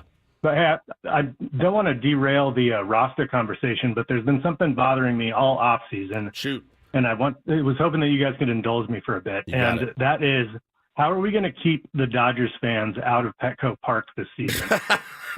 Dude, I don't think there's any stopping them this year. It's the feeling amongst their fan base, obviously, like they have every right to be elated and ecstatic about their team. You got the biggest international superstar in the world in Shohei Ohtani. You got Yamamoto. You got Glass now. Like, if you're, I hate saying this because people get mad at me when I say it, but if you're a season ticket holder, there's part of me that understands why you say, I don't want to go to that series because they're going to flood it. I can make 5 times what these tickets are worth because these clowns will pay it. I understand that part. I wish you wouldn't, but I am not going to tell you how to spend your money or make your money. That's none of my business, what you choose to do. I will say it is a bummer to look down, when you're watching a Dodger game, Padres game on TV at Petco Park, when you look down amongst the lower level that the camera picks up and you're like, oh my God, it's all blue. Knowing full well those are all season tickets and I'm not going to that series. I'll get stabbed at that series. They hate me there. I get hate mail delivered to my office here. Like, there's no way. But I can't tell you what to do with your tickets. I take a little bit of a different view. You know, you sit in the press box. You're fine. Well, They're not going to get you up there. But I don't think it's necessarily a bad look when, there's opposing fans at your ballpark. First of all, the reason they're coming down, we know, is because they love our ballpark, because it's fantastic. We're putting on a great experience down here in San Diego to watch baseball. It's also not college basketball or football where the fans are, distracting the quarterback or influencing necessarily the officials. No, baseball, but it sucks, though. It still sucks. I disagree with you that it's not a bad look. I think it's a terrible And look. I also look at it as they're helping fund our team by coming down fair and enough. spending their money in our ballpark, money that hopefully can be reinvested in the San Diego Padres and continue to make the team better down here. So if they want to go to all that trouble and come down and make it, it's not like it's going to be 80% Dodgers fans. This season could be I've seen games where it's kind of 50-50, but that's lively. That's a good atmosphere. It's not when like Raiders fans, 90% of them at a Chargers game in SoFi Stadium or even in Qualcomm sometimes. It's nothing like that. There's a lot of blue at those games. There's also a ton of brown and gold. There's a lot of Padres fans, and it's a lively atmosphere, and that's fun to watch a baseball game in a lively atmosphere with fans who care and are passionate about their team. I don't see it as just a negative. Yes, ideally, it's 100% Padres fans. It's like the playoff series, and everyone is pulling on the same rope, but that's not realistic for every game of every season. And if you end up with a really good atmosphere and everybody's cheering and passionate about their team and they're spending money in your ballpark and supporting your ultimately your organization. Still sucks. There could be worse things than that. I don't know how. I know. Matthew says, I paid for 75% of my season tickets just by selling the Dodger series in 2022. Yeah, how do you say no to that, man? I fully get it. Look, when I was at Holy Cross in South Bend, where Rudy went, Nebraska came to town to play the Irish.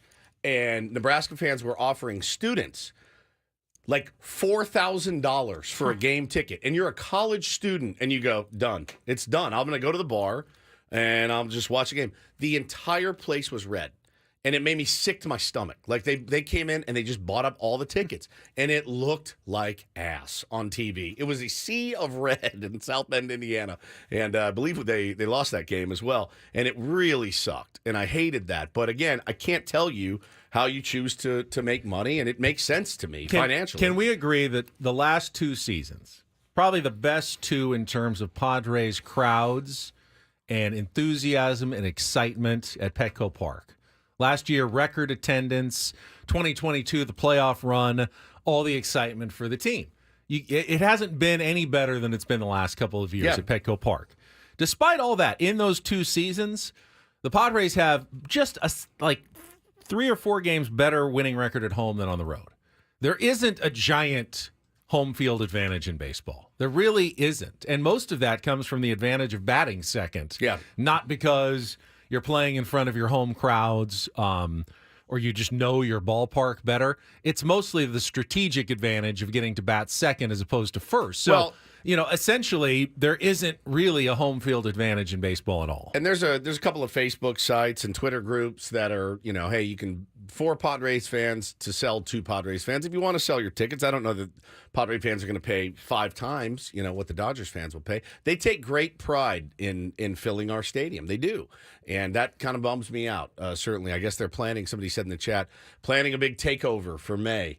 It's like, oh, boy. I mean, and I hear that, and my natural inclination is to say, I'm out. I'm not going. So how can I tell somebody that they can't sell their tickets and that they should go when I'm not planning on going? That's how I feel. I disagree that it's not a bad look. I think it is a bad look. I think it sucks, actually. Tony had a good idea. He said, just close the freeway. All right, it's a good idea. Keep them out.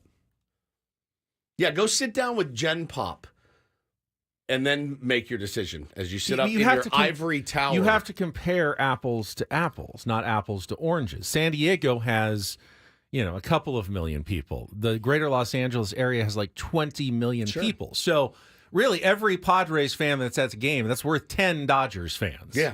At every game. So if there's 60% Padres fans and 40% Dodgers fans, it's really multiply that by 10 because you're pulling from a much smaller fan base and area because of San Diego. I get it. I get it. And You're not wrong. In an ideal world, yes, every time the Dodgers played at Petco Park against the Padres, you would like to see it 98% brown and gold. But have you ever been to a Padres-Dodgers game on a Friday night, beer fest before the game? The answer is no, and I never would. It is chaos. Chaos. There are fights everywhere, people talking it's not fun. It's a and nightmare. if you choose to not go to those games, I get it 100%. Yeah, I do too. But when they win, it's so great to be there. it's so great. It's But, so fun. I mean, Is it extra sweet because it's against the Dodgers? yeah, it was. It can be just incredible, those moments. All right, we are halfway home here on a Friday morning. Coming up in the second half of Ben and Woods Tier 1 Tour, we've got Eno Sarris joining us for the first time this year. He is in Arizona. He had a Airbnb nightmare. He's also, observing firsthand. Maybe Adam can get him reimbursed. Some of the Cactus Lab. That's true. He's done it before. Roundel Report will get you to 10 o'clock. Annie and Elston. Coming up, it is Ben and Woods on a Friday. Do not go anywhere. More on the way on San Diego's #1 sports station, 97.3 The Fan.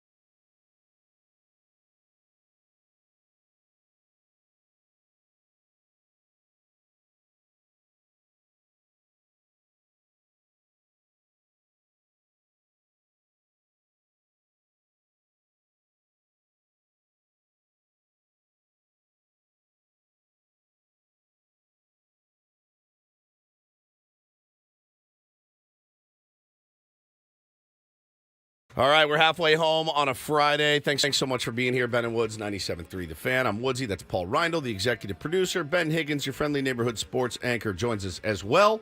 And if you do like watch parties out there, please come join us at 7 Mile Casino early on Wednesday, March 20th, to watch the Padres game with us. It's going to be me and Ben and Paulie there. Adam's going to be there. Adam's talking about pulling like an all-nighter. He really likes poker, which I did not know about him. I was surprised. He was like, I'm not going to be able to get up from that Texas Hold'em table. And I was go, like, Adam, what? I had no idea. I go, I will be asleep by, I'll say 7, but maybe 6:30. Like, Yeah. I will be asleep by, in bed by 6 p.m. He goes, really? I'm like, yes. Yeah, dude. I mean, we have to do a show, so you have to be rested and all that. I'm pretty sure he's coming back to the studio after the game and running the board for he's our gonna show. fall asleep. We're going to be like, all right, let's get a check of traffic from Adam. Kelly Danek. Adam. Now, we thought we had it bad. Sammy Levitt's doing a pregame show at 2:05 a.m. I guess he'll do that from here. But it wouldn't surprise me to see Sammy make an appearance down at the 7 Mile Casino. Sammy is a mensch, dude. He will absolutely do it. So, yeah, we're going to be down there hanging out. Love to see you guys. They're going to have a menu. You can get food. Yeah, we're going to be back on the back patio. They're going to roll some TVs out. We're going to have fun. We get to watch a game together, which is good. Adam was there yesterday doing some site checks, and he had lunch, and you saw what he ordered, right? Yeah, he ordered the Kung Pao. The Kung Pao chicken, and he said it was excellent. I love when I give a good recommendation to someone. You really do. It's like 3 times this week. That's 3 times this week. I know. I'm on fire right now. All right, so the watch party is on for Wednesday, March 20th, very early, Wednesday, March 20th. So you missed yesterday our discussion, Woods, about whether you are more or less confident in the Padres than you were at the start of spring training. Okay. Simply from February 11th, when the Padres pitchers and catchers reported, to today, 1 month later, 4 weeks later, essentially. Are you more, the same, or less confident based on what you've seen from this team, what you've heard from Mike Schilt, and how things are lining up? I kind of went position by position, but just give me your overall answer. Same, more, or less confident in the Padres than you were 1 month ago? I would say slightly less. Less? Yeah, slightly less. Now, listen, I think Mike Schilt has done a great job. I think Mike Schilt is saying all the right things right now. We have not seen Mike Schilt manage one single solitary real game for the San Diego Padres. And I love his attitude. I love where his head's at. It was great talking to him. I love his philosophies. I think he's a hard ass. I think he is I think he's the right man for the job, certainly. But you can only do so much with what you have. And I thought at the beginning of spring training, and I thought a couple of months ago, this team was going to be a little more active in getting some. So you thought there was agents. going to be, by now, another move or two. Sure. And because there hasn't been one, you've actually lost a little bit of confidence. A little bit, and it's not anything against Matt Waldron or Michael King or anything like that. I love what I've seen from those guys, and I love those guys. They're awesome dudes, but this is big league talent you're going up against, and I legitimately thought every team goes into the spring saying we've got some places we could upgrade. We had holes, just holes.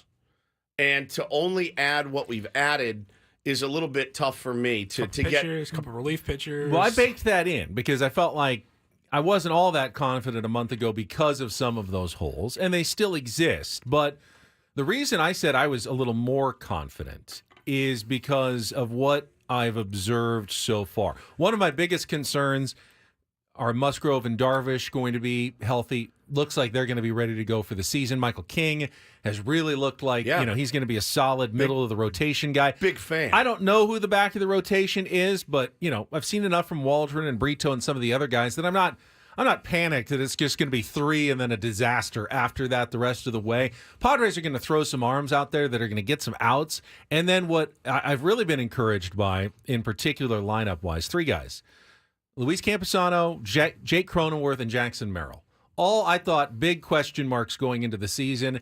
And while I'm not predicting MVP years for any of them by any stretch of the imagination, what I've seen in the last 4 months tells me I think each of those guys could have a productive major league season for the Padres. And if they do, that'll be a nice upgrade at 3 different positions from last year, where the Padres really didn't get a lot of production behind the plate until, obviously Gary Sanchez arrived and hit a bunch of homers. But behind the plate, first base, and center field, if you can just get modest gains from those 3, that can make a real difference for this team this year. There's just too many things it feels like that have to break right.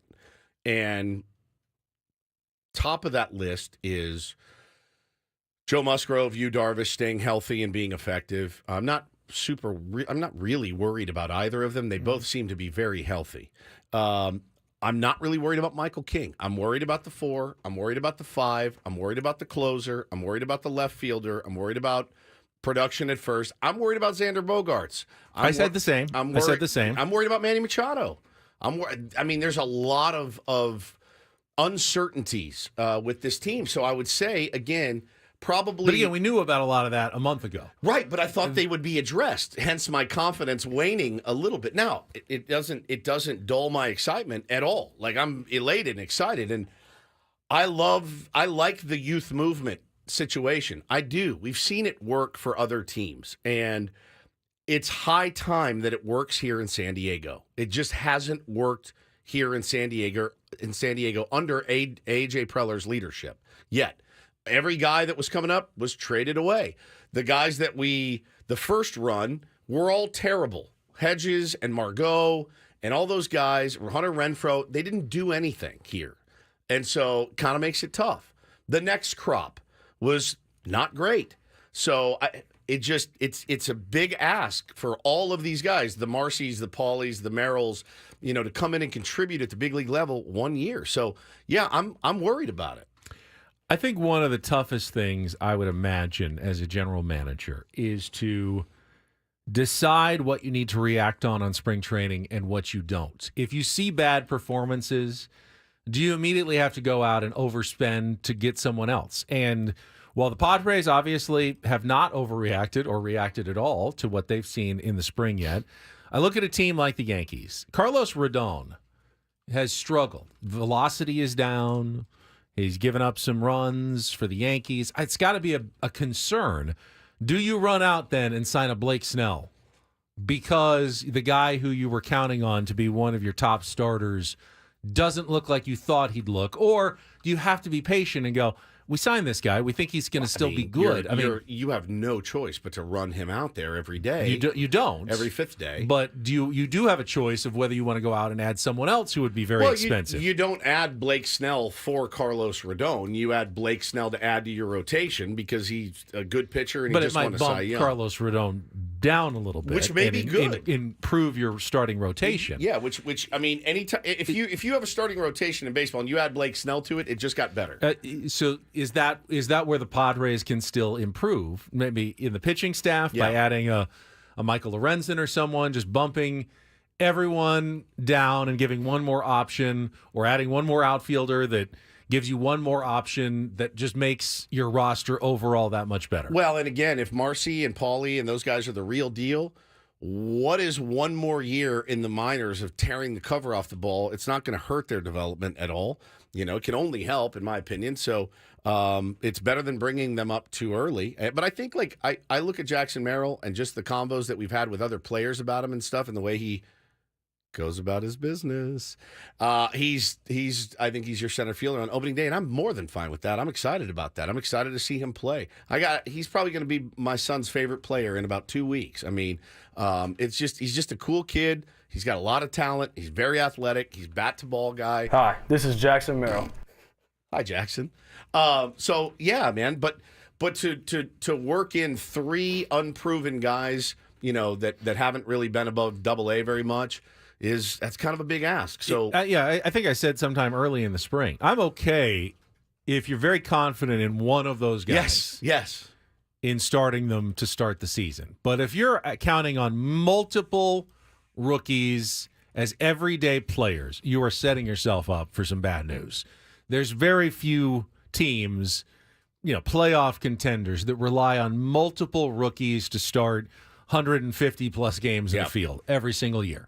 You really want to limit that. You need veteran options. So, ultimately, whether it's Profar or it's someone who's not on the team right now, I can't see Jackson Merrill and Jacob Marcy being your starting outfield alongside Fernando Tatis Jr. Yeah, for sure. I don't either. That's a lot to ask of two very young players. Strategy. Yeah, very bold strategy. Now, listen, bold strategies sometimes pay off, and if you're really not going to add anybody in the next, I mean, the other thing too is now when is the point where adding somebody when it's too late? That's good. I was going to ask that earlier. When is the? I mean, if you added a pitcher right now, I thought it was a week ago. They certainly wouldn't be ready for Korea if you added a pitcher right now. Correct. Maybe for opening day, or if you're like adding a fifth starter for 5 days after opening day, you could sort of consider that. But yeah, every day you go, you're signing someone who is then not going to really be available for you. Even at some point in the next few days, if they leave for Korea, you can't just sign someone next week and probably put them on a plane for Korea and expect them to play in 2 games for you. With no spring training, no chance to acclimate to a coaching staff or teammates, hey, we're going to put you coach on a flight to Seoul. Hop on for wherever you are right now. Meet us in Seoul, South Korea. Yeah, we've got you on our opening day lineup. Grab a bat. Hope you've been working out. I don't know. It's going to be too late here. Yeah. It may already be too late to add someone and expect them to contribute, at least in those 2 games in Korea. This is a great tweet from our buddy Mensray. Tweeted it earlier this week. He said the average win total for the last 11 World Series champions was 96.6 wins. So call it 97 wins. So the whole squeak into the playoffs and go on a magical run like the D-backs did is kind of stupid. Even those dip-asses didn't win it. And it makes a good point. It's also a bit of a sobering point. When you look at it and go, well, I mean, if you get there, you never know what can happen. That's absolutely true. But you brought up earlier, we were talking about that tweet, Ben, off the air. The last 2 runner-ups were wild card teams. Yeah, for sure, which is, again... 82, 84 wins. I see the goal is not to be the runner-up, though, at the World Series. Right. It's to win the World Series. But you brought up the Phillies. And I thought last year, after watching the Phillies in the first couple series, I'm like, that's who's winning the World Series, period.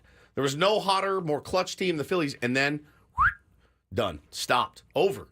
Nobody can hit. The Rangers won 90 games and didn't win their division, or a tiebreaker, they lost their division. I mean, 90 is a reasonable number right there. 90 is reasonable, but we're projected for 72 or something. No, 81. Oh, is it 81? 81.3, I think, the last time I saw. Yeah. All right, that's 9 more wins. Yeah. I mean, you got to find 9 more wins. Yeah. Padres found 9 losses last year from what they were projected. Easily. From 91 or 92 down to 82. It's possible to find 9 wins as well if you win on the margins and the close games. So was your answer that you're more confident than you were? A little bit more than I was at the start of spring training. And I don't like being a negative Nelly. I don't. I like to be a positive cheerleader here on the flagship. Nothing really has swayed me one way or the other. I kind of thought if I had to put money on how I think the NL West plays out, I think heading into spring training, the Padres are probably going to finish in 4th place. Yeah. And I still feel that way right now. I mean, maybe they could jump the Giants, but the Giants improved. You have the National League champion Diamondbacks and then the juggernaut Dodgers. So. And I made the point yesterday as well that if you want to make the playoffs, it's probably going to be the Braves and the Phillies in the East. I don't see either of those teams missing the playoffs. The NL Central winner, obviously.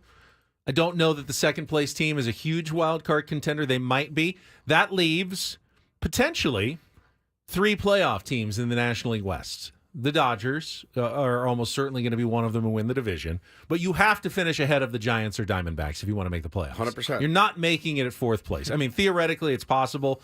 You could have 4 teams in one division make the playoffs if they get all the wild cards, but it's unrealistic. So to have a chance at the playoffs, you must finish ahead of either the Giants or the Diamondbacks. Yep. And if you can't do that, you're not going to have a successful season. Can the Padres do that? I think they can.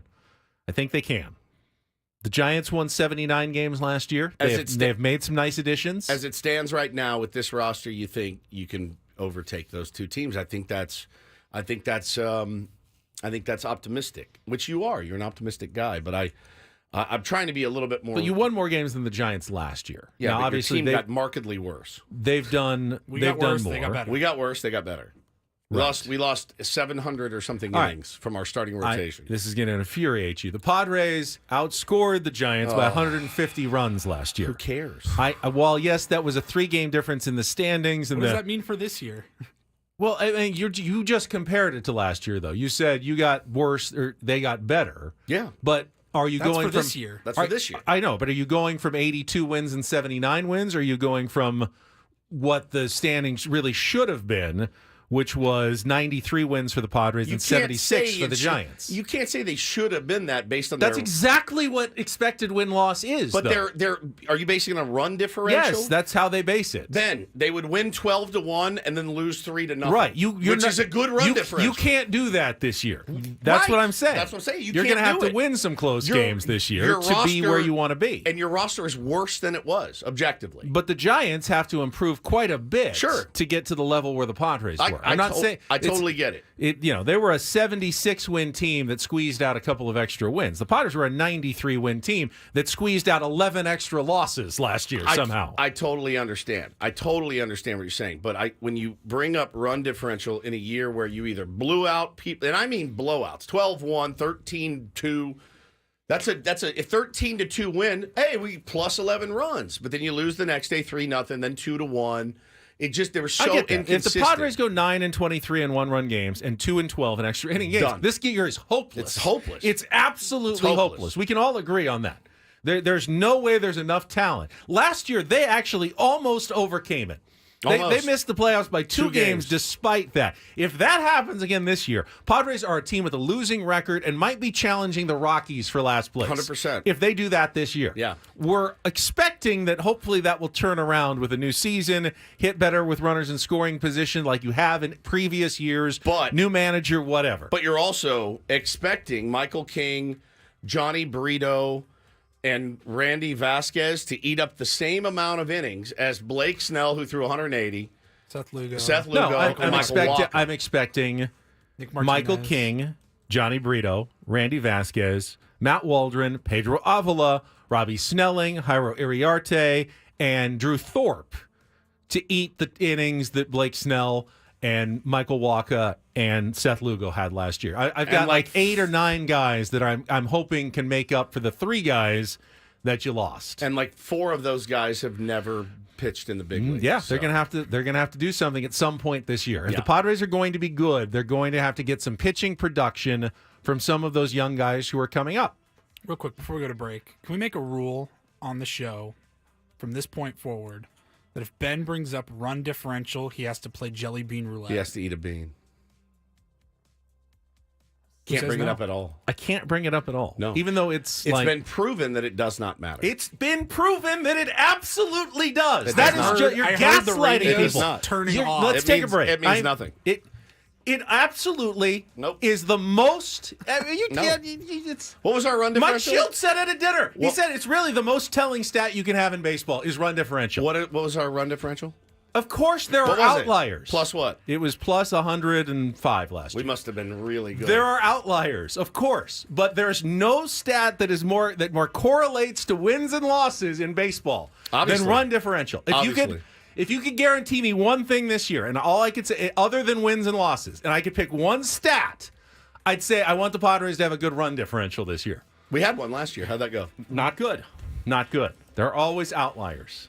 But the graph is as clear as crystal on how important run differential is. I mean, clearly it's important. Clearly. It is. We must have made the playoffs with a plus 115. All right, we'll talk about a team that had a run differential last year. Eat a bean. Eat a bean! Last year's run differential was... His belly's going to be full of dirty fish beans. Well, let me see what it was. It was bad. It was negative 339 last year. In our Tier 1 tour coming up next. God dang, after check of traffic on 97.3 The Fan. Oh, my Lord.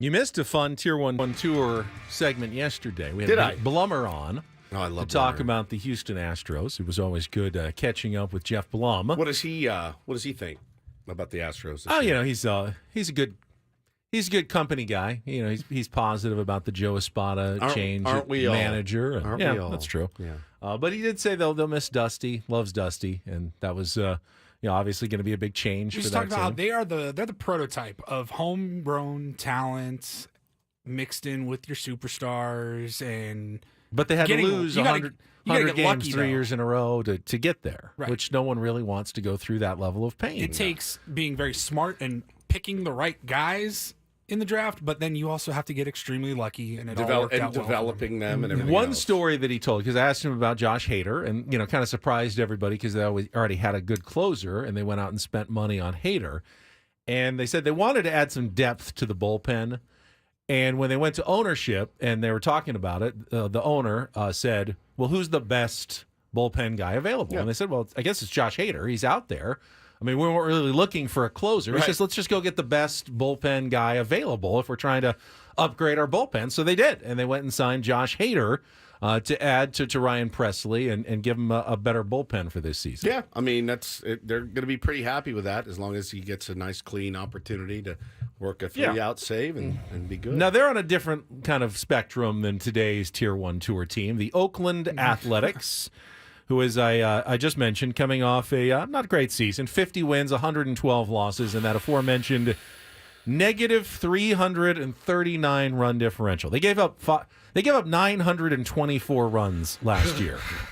More than all but the Colorado Rockies, but then they scored, 200 runs less than the Rockies did as well. So Wow. it was a brutal season. Yet, when I look at their roster, it doesn't scream to me this is like the worst team ever. They do have some young, interesting players like Zach Geloff. And Ryan Noda is stud. He's going to be a stud. And Brent Rooker, former Padre great, projected to hit 27 bombs this year. Love Brent Rooker. Would love. I mean, he in left field would be a decent spot. Got some cast-offs, obviously, that they're trying to get into their, fill out the bottom of their lineup. Esteury Ruiz, the former Padre, is back in center field.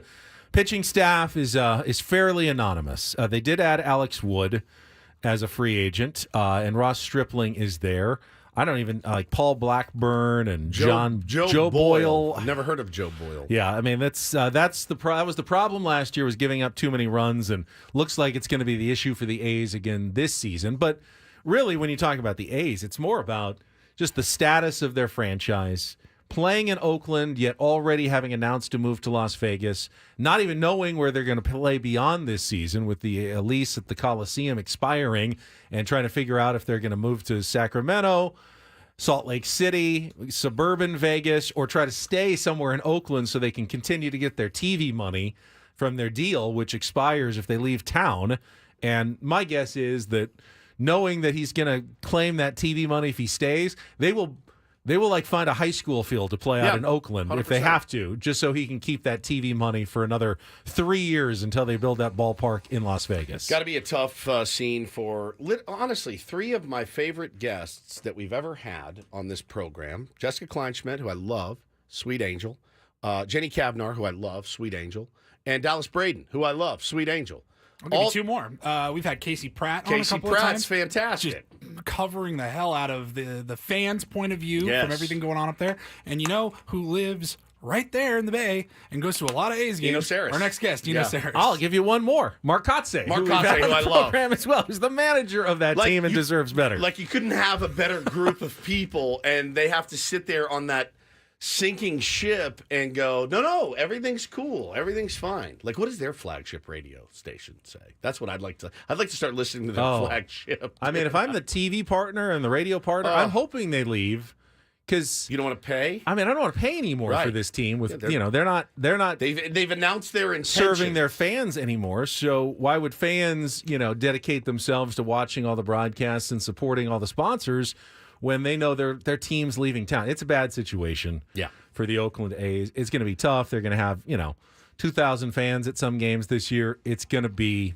It's going to be a rough season. It is going to be tough. And maybe like a rough 3 or 4 seasons. Yeah. Boy, I'll be there, though, when they go to Vegas. I want to see what that scene looks like. All right. Our man in the Bay Area is currently in Arizona for the Cactus League. Airbnb nightmare. He'll share his story for us coming up next and give you his thoughts on what he's seen at spring training. Eno Sarris of The Athletic joins us when we come back with Ben and Woods on a Friday on San Diego's #1 sports station, 97.3 The Fan.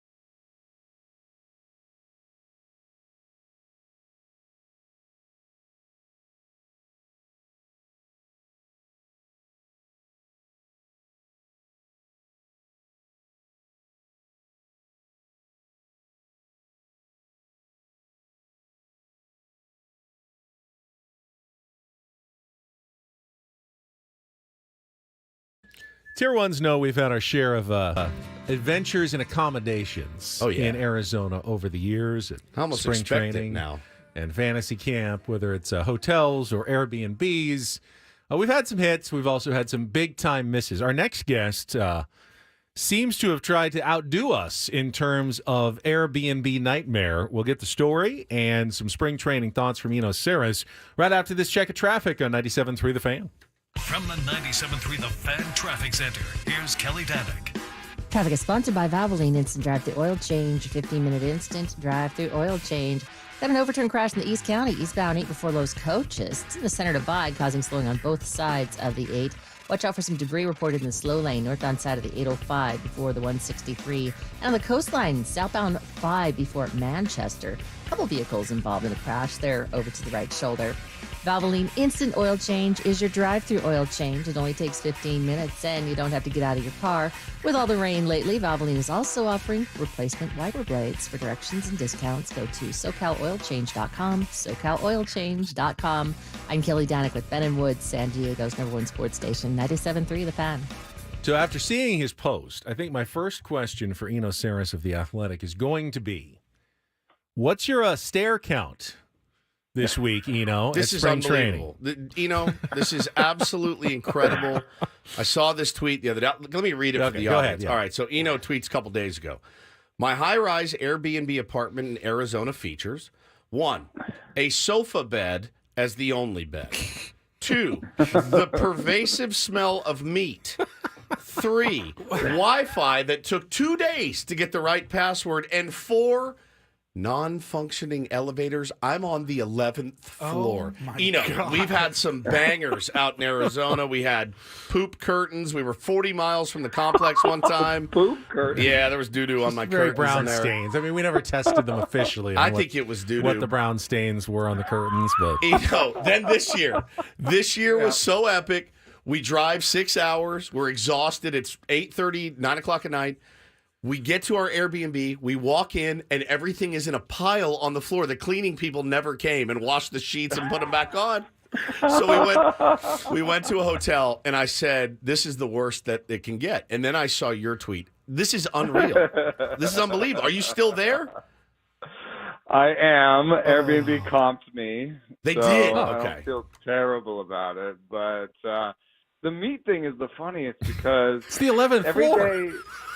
I know, and like I come home, especially if I've come home and I've had some drinks with some people, and you know it's the end of the night, and then I'm like, it's like bulgogi or like or like cheesesteak. Like somebody on my floor or like next door to me just loves cooking meat in these tiny little studios with no hood. Just right? lamb, No hood. the smell of charred lamb wafting Yeah, through exactly. the souvlaki. I mean, what are we going with today?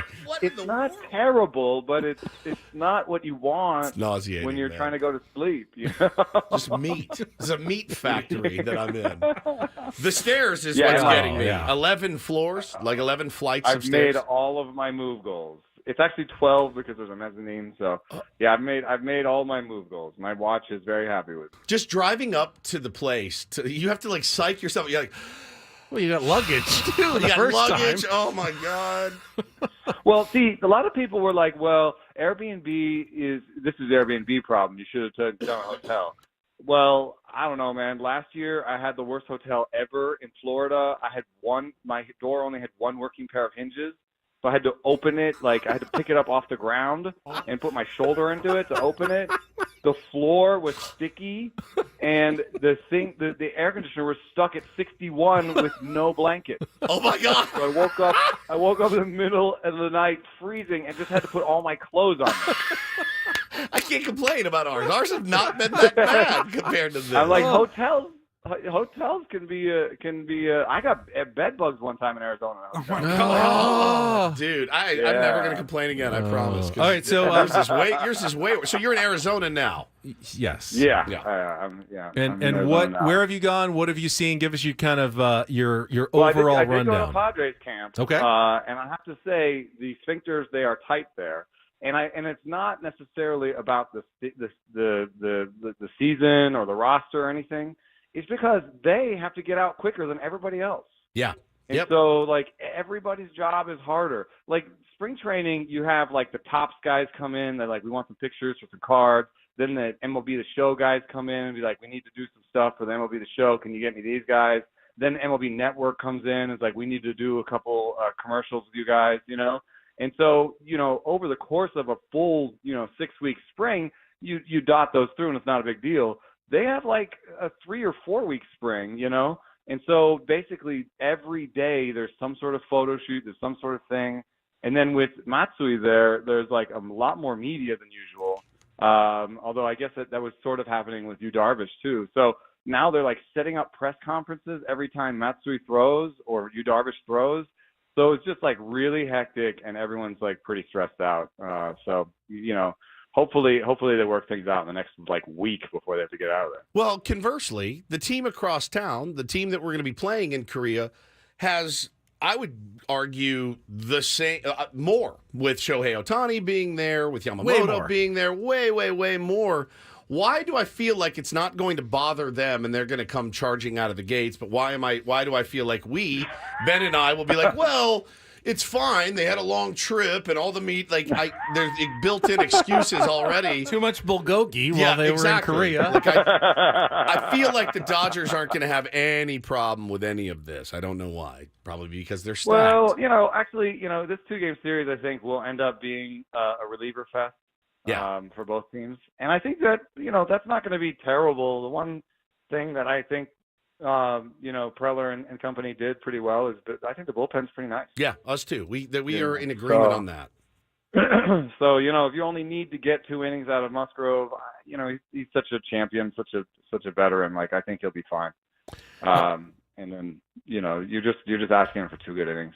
With the Padres, obviously, it's figuring out how to replace the starting pitching innings that they're losing in Blake Snell and Michael Wacha and Seth Lugo. And we've seen some excitement and some promising things. Michael King's really looked good. I know he rates very well in your pitcher ranks and your stuff projections, Eno, but what are you kind of thinking about the Padres back end of the rotation race? I mean, I think it's healthier than it's ever been. There's more guys there. There's more guys I like. There's more depth. With Thorpe and Snelling coming up, like there's some young guys that are, I think, right on the cusp that can contribute too. So I like this depth package more than previous years. My favorite might be Johnny Brito. Him and Randy Vasquez, I think, are both just really competent guys that are going to be in the rotation, going to be like 3-4, 4-5, however it shakes out with injuries and stuff. But Vasquez has like 5 average pitches and decent command, right? So he's a major league pitcher. Brito has the sinker and the curve are better pitches than any of the pitches that Vasquez throws. And so I think he has a little more upside in terms of, building a package around that sinker and that curve that might be slightly better. But I like them both, and I think they're both, you need innings. You need credible starting innings, and I think that's what they represent. Talking to our pal Eno Sarris here on Ben and Woods this morning, and I've got to get your take. It's been a while since we've talked to you. What in the world is happening in free agency right now with Blake Snell still being out of a job? There's some good players, man, that are still out there looking for a home. And, of course, as a fan of a team that happens to need one of each of the guys that is sitting out there. The Padres haven't made any moves, but it's not uncommon. Nobody's made anything. Are you hearing anything about this lack of movement with these last few guys? I think it has a lot to do with who they are specifically. The reason why you saw Bellinger and Chapman, they were holdouts that were there with Snell, and you saw the kind of deals they signed. They didn't sign the 6-year, $200 million deals, that maybe they were asking for. They signed high value short deals to try and get back out there. So that says to me one thing. It says their candidacy as a free agent was a little bit flawed. There was something there. With Chapman, he was really good for 2 months and he really fell off. There's an injury. He's kind of a little bit closer to glove first, but I think the Giants got a good deal on that. And with Bellinger, he just doesn't hit the ball hard anymore. Ever since his shoulder injury, his exit velocities have really cratered. So that's partly to do with the players. The other half that Boris was really hitting home when we saw him at the Chapman press release is just that there are like 8 or 9 teams that have these uncertain TV deals, and that are really kind of trying to cut payroll. And so there's teams that would normally be at the trough that be one of the ones that might sign the big deal that aren't there. And then I don't know, with Snell, I think it's a convergence of all of them, you know. But I kind of think he'll sign something that like 3 and 100, where he can opt out after a year or two. Talking to Eno. Sorry. Yeah, because I just think that for him, the obvious question is innings. Talking to Eno Sarris from The Athletic with us here on Ben and Woods. And Eno, what other camps have you visited? Who have you talked to? Kind of paint the picture for us this week for your visit in Arizona. Yeah, I also went to Royals camp because they've got some interesting young hitters that hit the ball hard. And so I wanted to talk to them about sort of turning the ability to hit the ball hard into game power, turning raw power into game power, sort of a interesting conversation I had with their young hitters. For all the flaws that the Royals have, they're turning out decent young hitters. They just need to be able to turn out some pitchers, and maybe they'll be in business. Who else did I visited Giants camp and talked to Jung-Hoo Lee about translating his power, his raw power in Korea. He hit a ball like the best he ever hit a ball was 107. He comes here in spring training, hits the ball 110. So I talked to him a little bit about preparing for, translating his power, if he prepared, to improve his power over the offseason. He talked about really training for velo. And there is a little bit of a component of velo coming in because the average fastball in Korea is like 90, and here it's like 94. So that was an interesting thing. But just generally, I'm fascinated by, a lot of the teams have said, and even the Padres have done this, where it's like they've set it up so that they have veterans across their team. A lot of those veterans have the ability to play different positions. And so where they're weakest, they have these young guys that are coming up. And, it's like the outfield situation with Jacob Marcy and Grant Pauley and the different options. And Merrill, have these different options. That's obviously where the Padres are weakest. But, when you use a young player, and this is partially why some of the free agents aren't signing, if you have a position of weakness and you use and you have 2 or 3 young players, the error bars skew towards good. You know what I mean? If you're trying to put a guy, a veteran in there and they have a bad year, their error bars skew towards bad, like aging, But if you put Jackson Merrill out there, he could be just fine, or he could be great, because he's a young player. The sort of the ceiling is higher and the floor is lower. So, it seems like teams are really going towards like, okay, my worst place is I have like 3 young guys, and I hope one of them just steps forward and is better than we expect. And do you think, though, do you think that's a wise strategy for A.J. Preller and the Padres to employ, because, again, Paulie was a third baseman. They've been playing him at first. Jackson Merrill was a shortstop. They've been playing him at left and now center almost exclusively. And Marcy's an actual outfielder. So do you think that's a good strategy? If you had 3 of those guys that made the team, which would be, I think, pretty staggering, is there enough ABs to go around to help develop them, or would 2 of them or maybe 1 of them be better served down at AAA or AA, working on their craft? Yeah, somebody's definitely going to go down.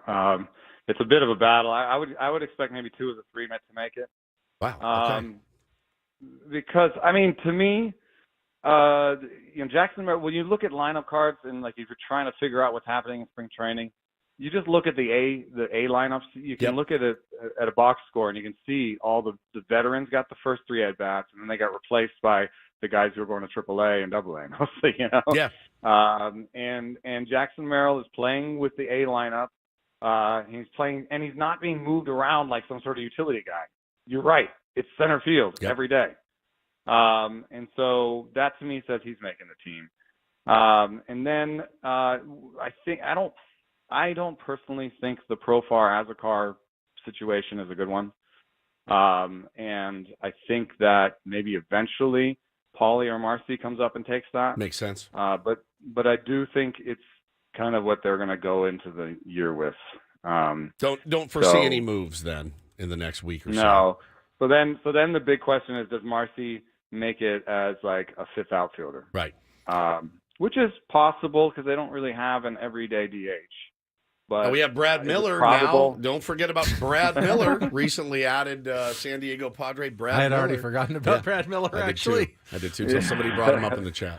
And Manny playing DH to begin the season might complicate things. So, Eno, we will let you get back to your stair climbing and your meat smelling. I wonder what tonight is going to bring.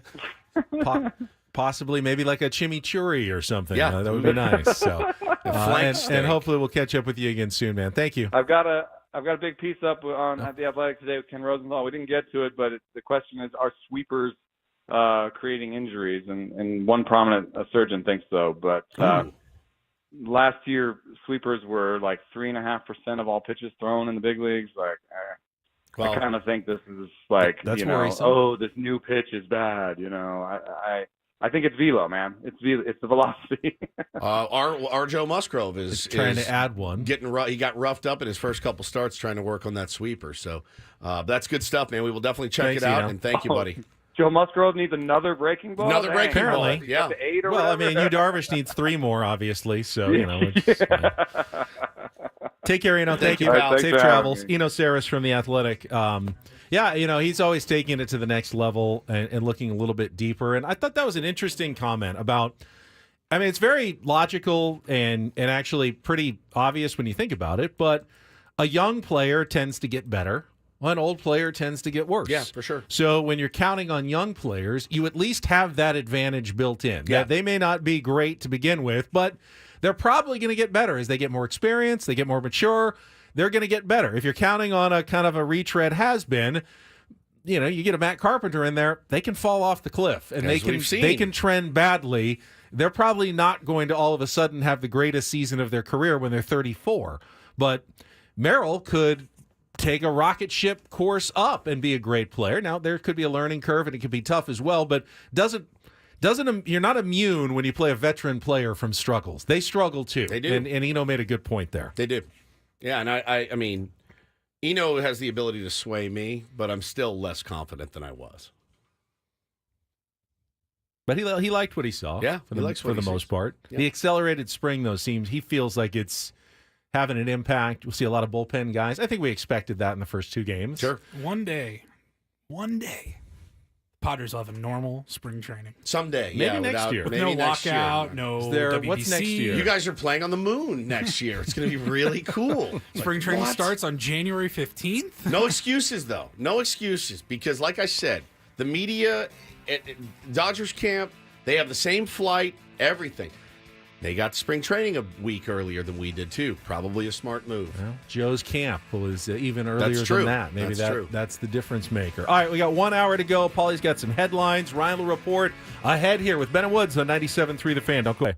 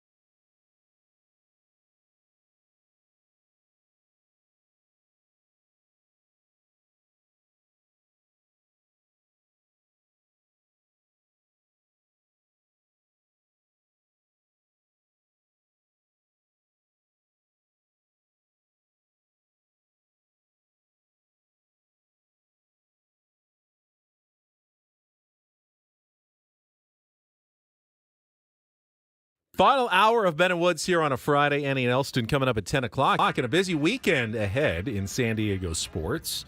You got Padres tonight at 5:30 here on 97.3 The Fan. Back in Cactus League action against the San Francisco Giants. Aztecs play at 7 o'clock tonight. It's senior night at Viejas Arena against Boise State. USD plays in the WCC tournament tonight against Pepperdine in their first game as the number 5 seed. Tomorrow, Seals game. Woodsy's going to be on the microphone at Pechanga Arena, trying to bounce back from that tough loss on Ben and Woods night. Brutal loss. Last Saturday. The Legion have their second game. They're on the road. Their home opener, I believe, is next weekend. That's on Sunday. They've got the Women's Gold wanted Cup. to go to that game next week. The Legion game? Oh, yeah, we're going to give away some tickets. Paulie reminded me here coming up this hour. It's to the home opener for the Legion. And then they've got the Women's Gold Cup final is Sunday afternoon at Snapdragon Stadium. Hopefully it's dried out a little bit since Wednesday night. But the U.S. against Brazil for the first ever Women's Gold Cup title. And if I'm missing any other big sports, I apologize. But busy weekend coming up. And you have a busy weekend, too. You've got T-ball, opening day. Well, first game. First game, the opening day ceremonies got rained out last week, which is a bummer. But we got practice tonight because I run a tight ship. Practice tonight, first game tomorrow. We're playing golf in the morning with our pal Steve Sugimoto at 6:15 a.m. Looking forward to seeing Steve before he departs for the Japan tour later this month. So I'll go golf, T-ball, Seals game, and then I want to die. And then Paulie and I have a Tier 1 game on Sunday, baseball. We're back in action at your beloved Dave Roberts' alma mater. Vista? RBV. Ben, you do a great job. RBV at 9 a.m. And that's open if people want to go watch? Yeah, tickets are there's still plenty online of free tickets. 97.3thefansd.com. You know what? We're just going to waive it this week. If you buy season tickets, do you get a discount? Yeah, Ben and Woods. This week, just show up and you'll play. 69 cents. I was working on some lineups last night. I'm going to try to get Paulie Reindl, at least Paulie in the starting lineup. I'm probably going to be feeling like death after the Seals game, but I'm going to try to get in there too. Have you worked on signs yet for your T-ball team? No signs. No signs for the kids? There's no rules, really. They don't keep score. I loved, what were Flannery's signs that he shared with you if you missed that story when we were at fantasy camp? He had so many different ones, but he had, belt, bunt. I mean, he's like, look. B for B. Bunt, belt, bunt. Belt, which is like. Swipe the leg, slide. Steal. I mean, it was like so elementary. And I said, you're kidding. He goes, oh, we had guys that were so dumb that if I walked towards them while giving the signs, that it was off. If I backed up giving the signs, they're on. Like he goes, they're dumb. Baseball players are dumb, and you have to dumb it down for them. So, I mean, honestly, as clear as walking towards you doing this, that means bunt. Walking away. If I'm doing anything while walking towards you, it means bunt. It means bunt. Right. If I'm doing anything while walking away, just ignore it. It's a D. It's incredible. I could have listened to that stuff for hours and hours. It was so good. Was it LaRussa that he said? Flan told us. I think it was Tony LaRussa. I think it was, yeah. He goes, I knew that they had picked up on our signs. So when a situation called for a hit and run, and I knew that they knew. He goes, I switched up the signs, and I could hear Tony LaRussa from the dugout going, what the F? Yeah, and switched he just your signs. Pointing and laughing at him from the third base So box. good, man. So good. I love it. The game behind the game. So I don't have to, running a T-ball team, you don't have to do any signs. The only rules are go up, swing as hard and as fast as you can, and run as hard and as fast as you can to first. And then try to make plays in the field. And that's really it. Now, the hard part is keeping 9 kids from all converging on the ball and staying on their feet and diving. And I always like T-ball when there is a rare out that is made. Yeah, we've actually made a bunch of outs last You've made year. a bunch of outs. Do the opposing players who are out ever understand that they're out? No, they stay on the base. Or do they stay on the base and keep running? Yeah, stay on the base. Yeah. Even if we had a fly out last year, kid caught it, the guy's still standing on first. Yeah. I'm like, well, I mean, it doesn't, everybody plays. It's fun. And I really enjoy it. I enjoyed coaching T-ball, and I'm pretty mean. Are you in your mind going, okay, that runner's not really on base because Bo we is. actually got him out? Bo's so competitive that he's like, you should be on. I'm like, just relax, just settle down. It's okay. But yeah, I'm excited, man. Get the bats. That's our squad this year. Going to be out there coaching it up tomorrow after golf. It's going to be a long day. All right, let's turn things over to Paulie here. Get some headlines and get things started here with our Today's edition of the Reindl Report. Now tuned into the greatest. Welcome to the Reindl Report with Paul Reindl. Hi, Paul. All right. 2 stories from the world of sports that we haven't gotten to yet. We'll start off in Major League Baseball. And 1 story that you didn't know you needed. Are you laughing, biatch? It's the Reindl Report Hey, Paul, how you doing? Okay, how are you? on 97.3 The Fan. Are you ready to bless the mood? I need some help, please. That was good. Can I get a yeah? Oh, yeah. All right. All right. Gentlemen, we'll start off Major League Baseball. Saw this story getting a lot of buzz yesterday. It has been reported that the Miami Marlins are going to allow flags, drums, and musical instruments into games this season. And there was a note, pots and pans will not be permitted. It has to be actual instruments and drums. But I'd say Miami, it's going to be pretty electric. Now, with that addition to the home crowds, should every team allow this? Woods and I are both looking. Who wants to go first and expose their oldness? I'll do it. No, I don't want that at every baseball game. Oh, I'm so in favor of right. it, man. I love it. I think it's a great idea. Is there a great atmosphere at soccer games when the supporters section chants and gets into it? Yes. Yes. For 162 baseball games, every single night, do I want to hear the drums just constantly throughout the game? I do not. What if you're there? I do not. You can bring a trumpet in there if you want. You can bring a trombone in there if you want. Wild Thing. Just over. You make my heart sing. And over. And over. And over. And over. I know, I'm old. You're old. We're old. I just want quiet for me. I just like quiet. I'm sorry. I don't need singing throughout the game. I just want quiet. I'll go to a soccer game for that. What do you think Skip Schumacher, the manager of the Marlins, thinks about drums constantly during his games? As the manager of a team that has attendance problems, he's probably all for it because it's going to get more people in his ballpark, which is probably a good thing. Guys out there playing the flute.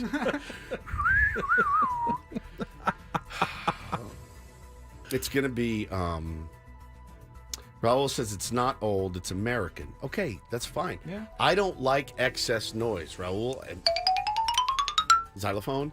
I don't really like excess noise. So I don't know what to do. I don't know that they're going to do it at Petco Park. Like I told you, there's a lot of noise at Petco Park. Good noise. I told you about the leaf blower next door. Yeah. I'm sorry. It's like it the way I like it. Bring a triangle. I just don't know. Ding. Just don't know. What does it do? Does it fire up the crowd? Yeah, I think so. Okay. You know what the Padres need? More cowbell. More cowbell. 100%.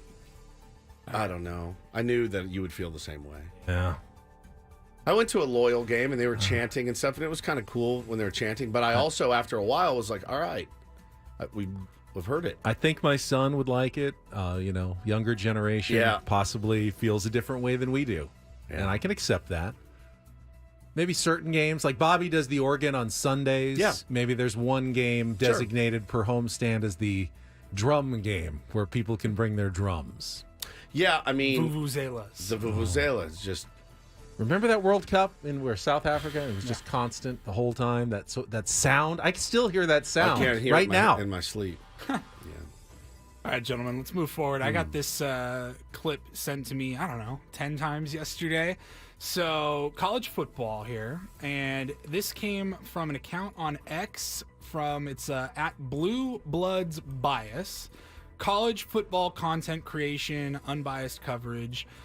They've got over 20,000 followers, and they posted, breaking, a former SEC quarterback has revealed that the Italian mob was actively rigging Alabama football games. What? This comes from a guy named Mo Hassan. He was a quarterback at Vanderbilt in the SEC for 2018 and 2019. He played in 6 games. He was the starting quarterback in their big win over number 21 Mizzou. So he has that on his resume, and he went on a podcast, and let me throw it up here for everybody who is watching us.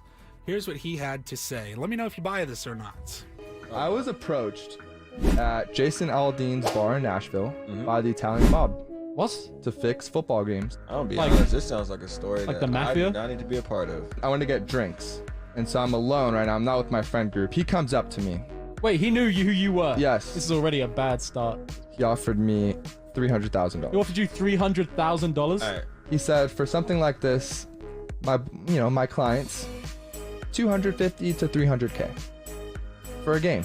The Italian mob offered you $300K to do what? Will you stop saying that? He said, we regularly talk to guys in your position about fixing games. He said he named guys in the SEC who I don't want to say their names because they're in the NFL right now, and that's a bad look. Deal? It's a bad deal. But University of Alabama, I will tell you that. Holy crap. He said almost every game in the SEC is rigged. Too much for me.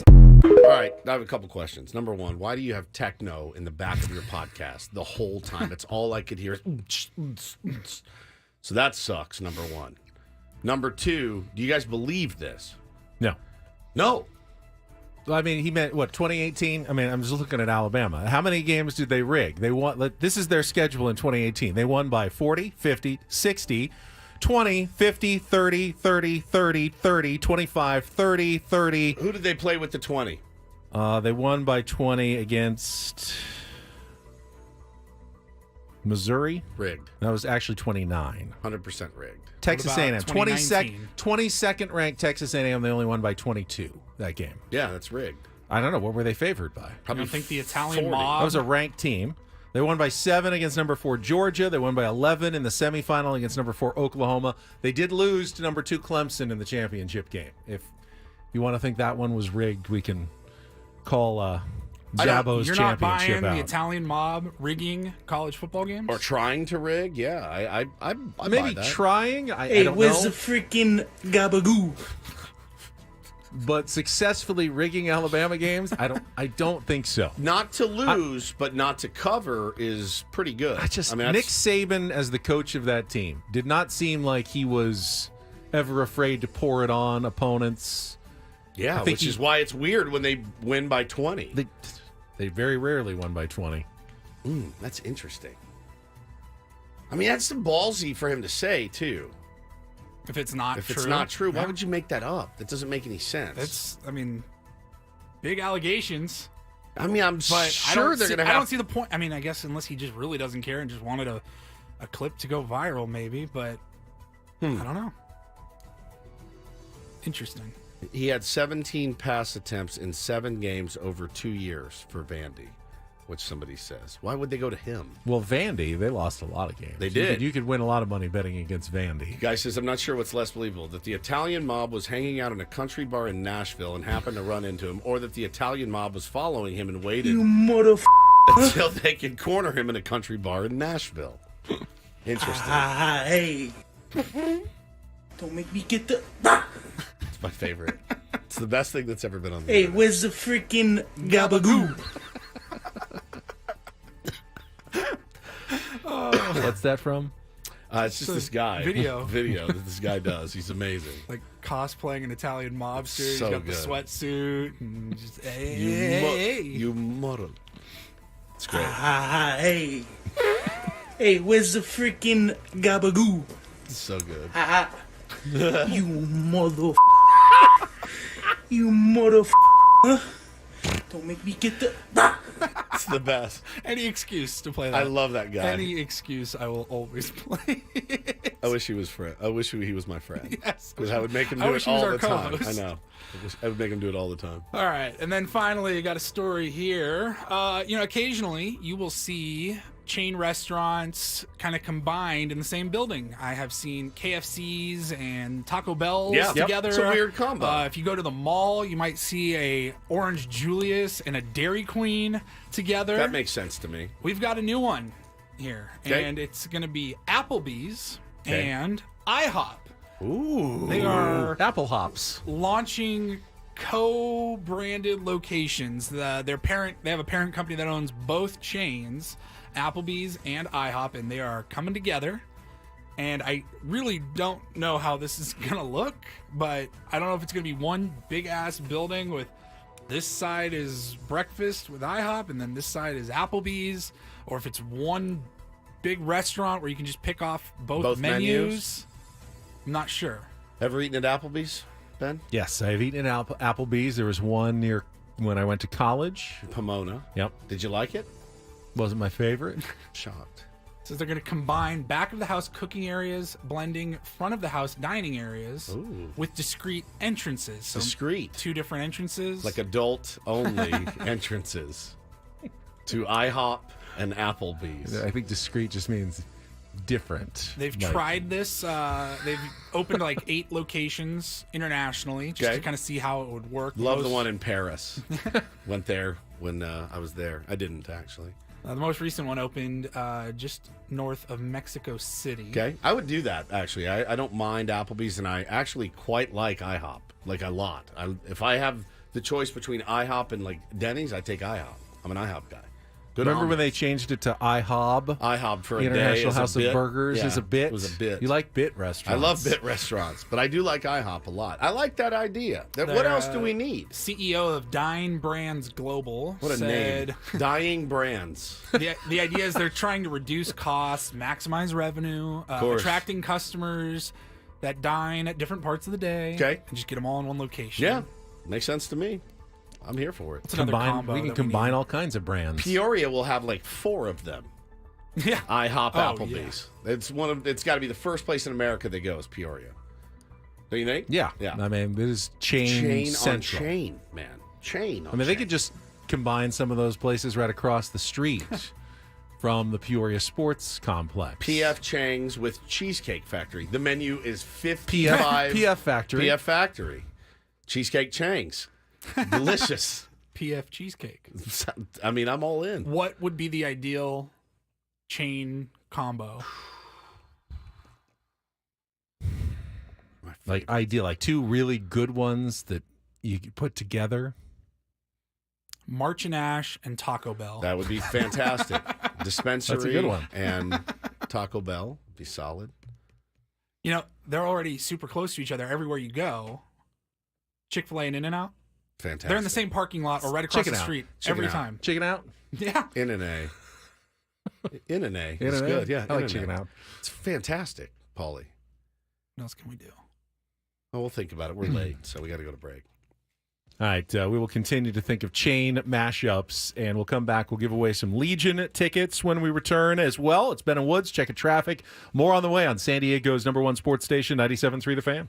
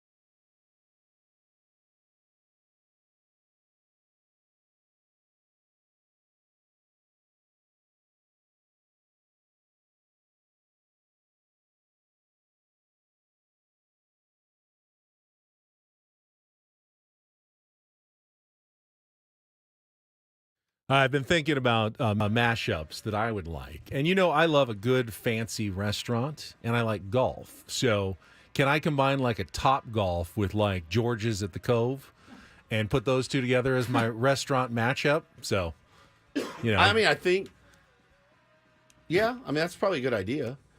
Probably good upper echelon top type. Mr. A's, sort of, you can hit balls at the driving range and get a 5-star meal at the same time. I think that's actually a pretty good idea because the food at Top Golf is it's whatever. Okay. It's okay. It's not bad. It's not bad. It's not bad. Not great. It's like Applebee's. It's a little like Applebee's. So I'm pretty sure our buddy Roman out in Jersey said he goes to Top Golf just to get the wings. The wings. Like at if he Top wants Golf. wings, I'm going to go to Top How about Golf. explicit and Top Golf? Ooh, Would that be now something we're that you'd be talking. interested? Delilah is running up with your Strip with club all of your / driving range. with all of your balls for you to hit. Probably Ball couldn't- delivery. Probably couldn't Might keep be me onto away. something here. Topless Top Golf. Topless golf. Topless golf. Topless Come golf. up with the match. Like top the mashup. parentheses Yeah, list. less golf. Sold. Where are you going? $1 billion idea. I'm going to hit balls again. Again, you're going to go hit balls. Yeah. Working on my game. I'm working. My game Gotta is practice. really, Practice makes perfect. really bad right now, but I am committed to getting better on the course. I mean, saves on rent for everybody. They're actually fairly close to each other there in Arizona. They are. Yeah, they are really close. Same street, I think. Yeah, pretty much. Yeah. Interesting. Very. Interesting. That's copyright trademark by Ben and Woods. That's the next thing. Ben and Woods topless golf. Not us topless golf. Nobody wants to see that. It's the worst. The worst thing that you want to see. Put your top back on. We did. We played one time. Paulie and I played one day in 2 years ago in July. We were playing at the Vineyard, and we looked behind. We looked behind us at the Vineyard. I go, does that guy have his shirt off? know I have And that picture lo and somewhere. behold, he sure did. He was playing golf. It was warm. I get it, but you're on a golf course, and that doesn't matter if it's a $20 green fee or a $120 green fee. You keep your shirt on at the golf course, all right? You hayseed. You don't take your shirt off at the golf course. He was in jean shorts and no shirt, and Paulie and I go, that dude is shirtless. Paulie has There the was like picture. 4 guys. There were older guys. It was incredible. It was incredible. If you take your shirt off to play golf, you might might be a redneck. 100% at this point. It was not great. All right, we've got a pair of tickets to give away. Next Saturday, March 16th, is the home opener for the SD Legion. They're going to be taking on Rugby FC Los Angeles. So I don't know if all the Rugby FC Los Angeles fans are going to kind of try to come down Snapdragon. and flood Snapdragon Stadium, but we can fill it up with Legion fans by giving away 2 tickets right now. Let's do the third caller at 833-288-0973, 833-288-0973. Legion trying to bounce back. Remember, they got to the championship game last season. They were the favorites. They lost by a point or 2 in the championship. The San Diego curse, man. We get so close. Aztecs got to the championship game, lost to UConn last year. It is very hard for us to get over the top. The Legion's certainly one of those teams that have a chance. Padres had that run differential that you mentioned earlier. Didn't even make the playoffs. They did not. So that's weird. Got to the NLCS the year before. They did. Did not quite get over the top. Maybe this is the year for the Legion. Call now, 833-288-0973. Give away a pair of tickets for the home opener next Saturday. Oh, you got a picture of the said offender on the golf course. It does look like a warm day. Is it 2 guys with their shirts Yeah, on? I think It so. is. 2 guys. Well, once one takes it God. off, I mean, it's kind of more comfortable for the rest of the group. Absolutely We're on the disgusting. tee. It's a par Au 3 naturel. over some water. And Yeah. We're on the tee box and we're going, oh, come on. Oh, my Figure God. it out. That was late summer 2020. I mean, you get a little color. I mean, golf tan is a real problem. It is, but you're on That's a real problem That is here. repulsive. So they have figured out the solution. Just play topless golf. Yeah. Let's take our last time out. We'll come back. If you missed it, had a big announcement earlier today. We'll fill you in on some of the details, get you ready for Annie and Elston. Things Ben likes to wrap up the week. All coming up next on San Diego's #1 sports station, 97.3 The Fan.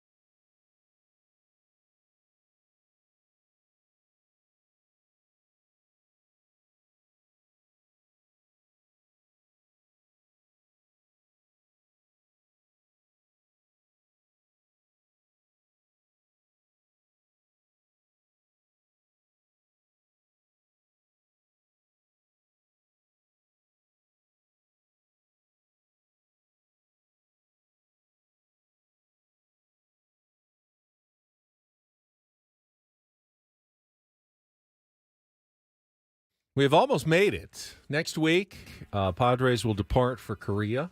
And then the week after that, baseball is back officially. Let's see. I think we're going to have Doug Glanville on sometime next week. Yes, Early that is guest the plan. tease. We'll talk more and more baseball. Not that we don't already talk a lot of baseball. We do. But as the season gets a little bit closer, obviously, we're going to dial it in. And you know where to get your Padres coverage here every single morning. Day in and day out with Ben and Woods on 97.3 The Fan. We won't let you down. No, we will not. Let's check traffic, and then we got a few more minutes left here, wrapping up the week on 97.3 The Fan. From the 97.3 The Fan Traffic Center, here's Kelly Danick.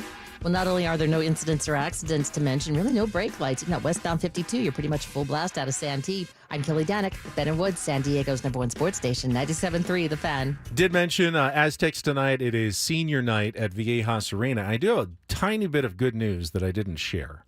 This is probably the kind of stuff that only Ben cares about because he really gets in the weeds. But yesterday, for whatever reasons, the math of the results that happened around college basketball, UNLV moved up from 76 to 75 in the net rankings, which means that the Aztecs' loss this week is now a quad 1 loss instead of a quad 2. So the Aztecs go back to being undefeated and have no blemishes other than quad 1 games on their actually very solid resume. Now, I don't know if it'll hold. Kind of depends on how UNLV does against Nevada in their last game. But San Diego State remaining number 19 in the net rankings. They've got 5 teams in the Mountain West that are in the top 35 of those rankings. Actually, 6 teams are in the top 35 of the net rankings. So it's going to be a wide open next week Mountain West Conference tournament. When's that tournament start? Next Thursday? It starts on Wednesday with those 6 and below seeds. That's what the Aztecs are trying to avoid with a win tonight. And then the quarterfinals are on Thursday. Semifinals are on Friday. Finals are on Saturday, and then it'll be Selection Sunday, 1 week from Sunday, when they'll reveal the brackets, and we'll find out where San Diego State is headed as they try to fight their way back to the Final Four for a second straight season. Paulie, was that something that you did in college? Did you go out to the Mountain West tourney? Like 3 years in a row. Did you really? Yeah. Man. I got a ton of friends. The whole Tier 1 basketball team, most of them are either SDSU fans or alum. Yep. And we actually play on Thursday nights. And half our team will be departing for the tournament. After the game. We don't know. Some guys will be there for the game next week, next Thursday night. They're leaving Friday morning. A couple guys are like, I'm already out. Shout out to the Thursday. Tier 1 baseball team for their commitment. I mean, we have a 21-man roster. We've got 17 coming this week. Well, if any of them can hoop, I might need them next week. Benny, have you ever been to the Mountain West? Yeah, it's a great place for a college basketball tournament. Yeah. Obviously, they get tons of hotel rooms, tons of arenas. Mountain West, they play at the Thomas and Mack Center, which is UNLV's arena. But you know who I saw? The Pac-12 tournament is there. The WCC tournament is going on right there. And I hear the Big Ten is thinking about moving their tournament. All at the same time? All at the same. Well, WCC is this week. It's going on right now. Pac-12 and Mountain West going on at the same time. T-Mobile Arena for the Pac-12, Thomas and Mack for the Mountain West. Although there is discussion that once the Pac-12 goes away, that the Mountain West might move into T-Mobile Arena and not play it at UNLV's home arena, but that's more expensive, so they're still in discussions about what they're going to do. You know who I saw perform at the Thomas and Mack Center? I've never been there for a basketball game, but I saw Eminem perform at the Thomas and Mack Center when I lived in Vegas for a very short time. Wow. It's terrible. Everything's very conveniently located. The Thomas and Mack is like 3-4 blocks off the strip. Yeah. It's all very close there. I've walked there from our hotel before. You can get there pretty easily. But it's crazy. I mean, how many arenas? Now they've got Allegiant Stadium, T-Mobile Arena. They've got the MGM Grand Garden. They've got the Orleans Arena. They've got the Thomas and Mack Center. There's plenty of venues to hold however many events. And now there's the Sphere, too. Maybe they can do the Mountain West tournament in the Sphere. Would be the greatest. Now, you've been there. Is there enough room for a basketball court? There's room for 6 basketball courts. There is. It's massive. It's huge. It's massive. Massive, massive, massive. Like, you can't believe the size of it until you walk in it and look up and go, oh, you feel like you're in Star Wars. I mean, it's truly like, it was the most amazing experience. It was just incredible. And that U2's run has come to an end. I think it ended last week, so they're done. And now, who slides in? Fish is next. And then the Dead and Co. Will be there. I have no interest in either of those. But you know who would be good at Sphere? Michael McDonald. No. I mean, I would see it, but Madonna. Don't you think that she'd put on a good show at the Sphere? Very Vegas. Feel like it would be high energy. use that venue to its maximum effect? Yeah, I think so. The thing is about the Sphere, and this is why U2 is great. U2 is a pretty arrogant band, Bono and everything. And I love them. I love them so much. But they were so smart in the way that they tackled it. They said, "Oh, we're not the star of the show here. The Sphere is the star. We're literally here for background music." So their stage was very simple, just a black stage, looked like a record player, and it was just them. Now, everything around them is clearly incredible, but they decided right away, people are here to see us, yes, but they're really, the whole show, people are looking up at what's going on above them. So I thought that was really the right way to handle it. But I do think a big pop star like Madonna, Beyonce, somebody like that, I think they would crush it in there. Elisa says Madonna is washed up. I don't really know what the current status of Madonna is. Still would, by the way. Beyonce has been rumored, like they've talked, MSG or whatever. Now, I wouldn't go see any of those. I have to love it to go see it, especially there, because the tickets were what I paid. Pricey. What I paid for that whole deal was what were the shocking. fees on your tickets? Just give us the fees without giving us the ticket price. I couldn't get tickets to the show. I signed up. You two got me, so it was like, hey, sign up for our fan club. It's $50, and then you'll have priority access. I'm like. Do you get stickers or anything with I that? haven't gotten a damn thing. Not one thing. I keep waiting for Worst like a fan club ever. Seriously, That's a great concept. Terrible. Sign up for the Ben and Woods fan club for We'll send you $50. we'll send you nothing. Nothing. And we'll keep the $50. And we'll just inform you early on things like we could have texted people about the 7 Mile That's true. drop. But so I couldn't get tickets. So I signed up for the fan club. I was like, all right. So I got in the early fan club only pre-sale. Sold out. 30 seconds. Sold out. So I'm like, I'm dead. And then I saw at the bottom, special VIP packages available. And I saw the price and I went, oh no. Could I do this? I'm doing it. And I did it. I know. And you only live once. Beyonce and Harry Styles have both been rumored to at least been approached. And if that happens, Mrs. Reindl, we will be probably taking out a credit card because she will not miss either of those acts at the Sphere. I just in don't Loan Vegas. pronto. Does that Woods, mean you have? yeah. That means you have to go Oh, yeah. too. And I would. Just for that experience. The experience is great, but to sit for 3 hours and watch, Harry Styles would be tough. Yeah. For me. And like the experience only lasts. It lasts, for a while, but you have to. In my opinion, I think you have to. I think I would love the music. If given the opportunity, I would probably see anybody at the Sphere. Yeah. Just to go to the Sphere. It's pretty amazing. It's like back in November, got to tour Red Rocks. Yeah. And I'm like, if we've talked about going out to Denver during the summer, watch the Padres when they're out there for a couple of games. And I go, if there's a band, if I know one song and they're playing Red Rocks, I want to go. It's amazing. Like, I want to be It's there. an incredible venue. I'm very now intrigued by the idea of holding a sporting event inside the Sphere and like utilizing it in a way. They had the NBA All-Star Weekend and they had the LED floor. Yeah, bro, you couldn't this even would just imagine. be taking it to the next level. I can't even imagine what they would do. What they would do in the Sphere for that. So, anyway, I get the Golden Knights to just move over there for a game. I know. I'm surprised they haven't already. So that's next weekend in Vegas. You're not going to this one though, right? Got some friends here. Oh man, we got more friends here. More Holy food. cow! Hang on. Just what we need. Yeah, it's been a full house this morning here on Ben and Woods, which is great. We appreciate that. Come on in, just join the water's fine. Join the party.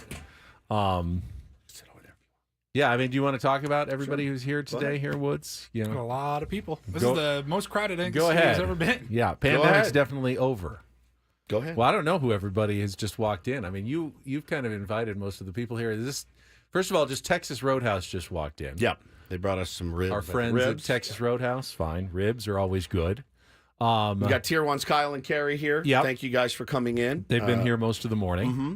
And then we got my man Marshall. Marshall on the mic. So he does a show. And your brother's name again is Ramad. I missed that one. And Marshall does he's starting a show. It's called, what is it called? Dago Sports Show. And he does a lot of PA stuff. So he hit me up a month ago or so. We chatted on the phone, and he's going to interview me for his show. Not you, just me today. Sorry. Does that make you mad, Ben? Does that make you mad? A little hurt. No, I'm fine. It's fine. I've noticed that he's been getting some B-roll behind the scenes. It's been mostly of you. Still got love for you, Ben. He's feeling a little left out. No, I'm good. I'm good. I've got a lot on my plate. I'm fine. I'm glad you're, Well, now you're you have promoting ribs. our show. It's Now you more have on the ribs plate. on your Yeah. plate.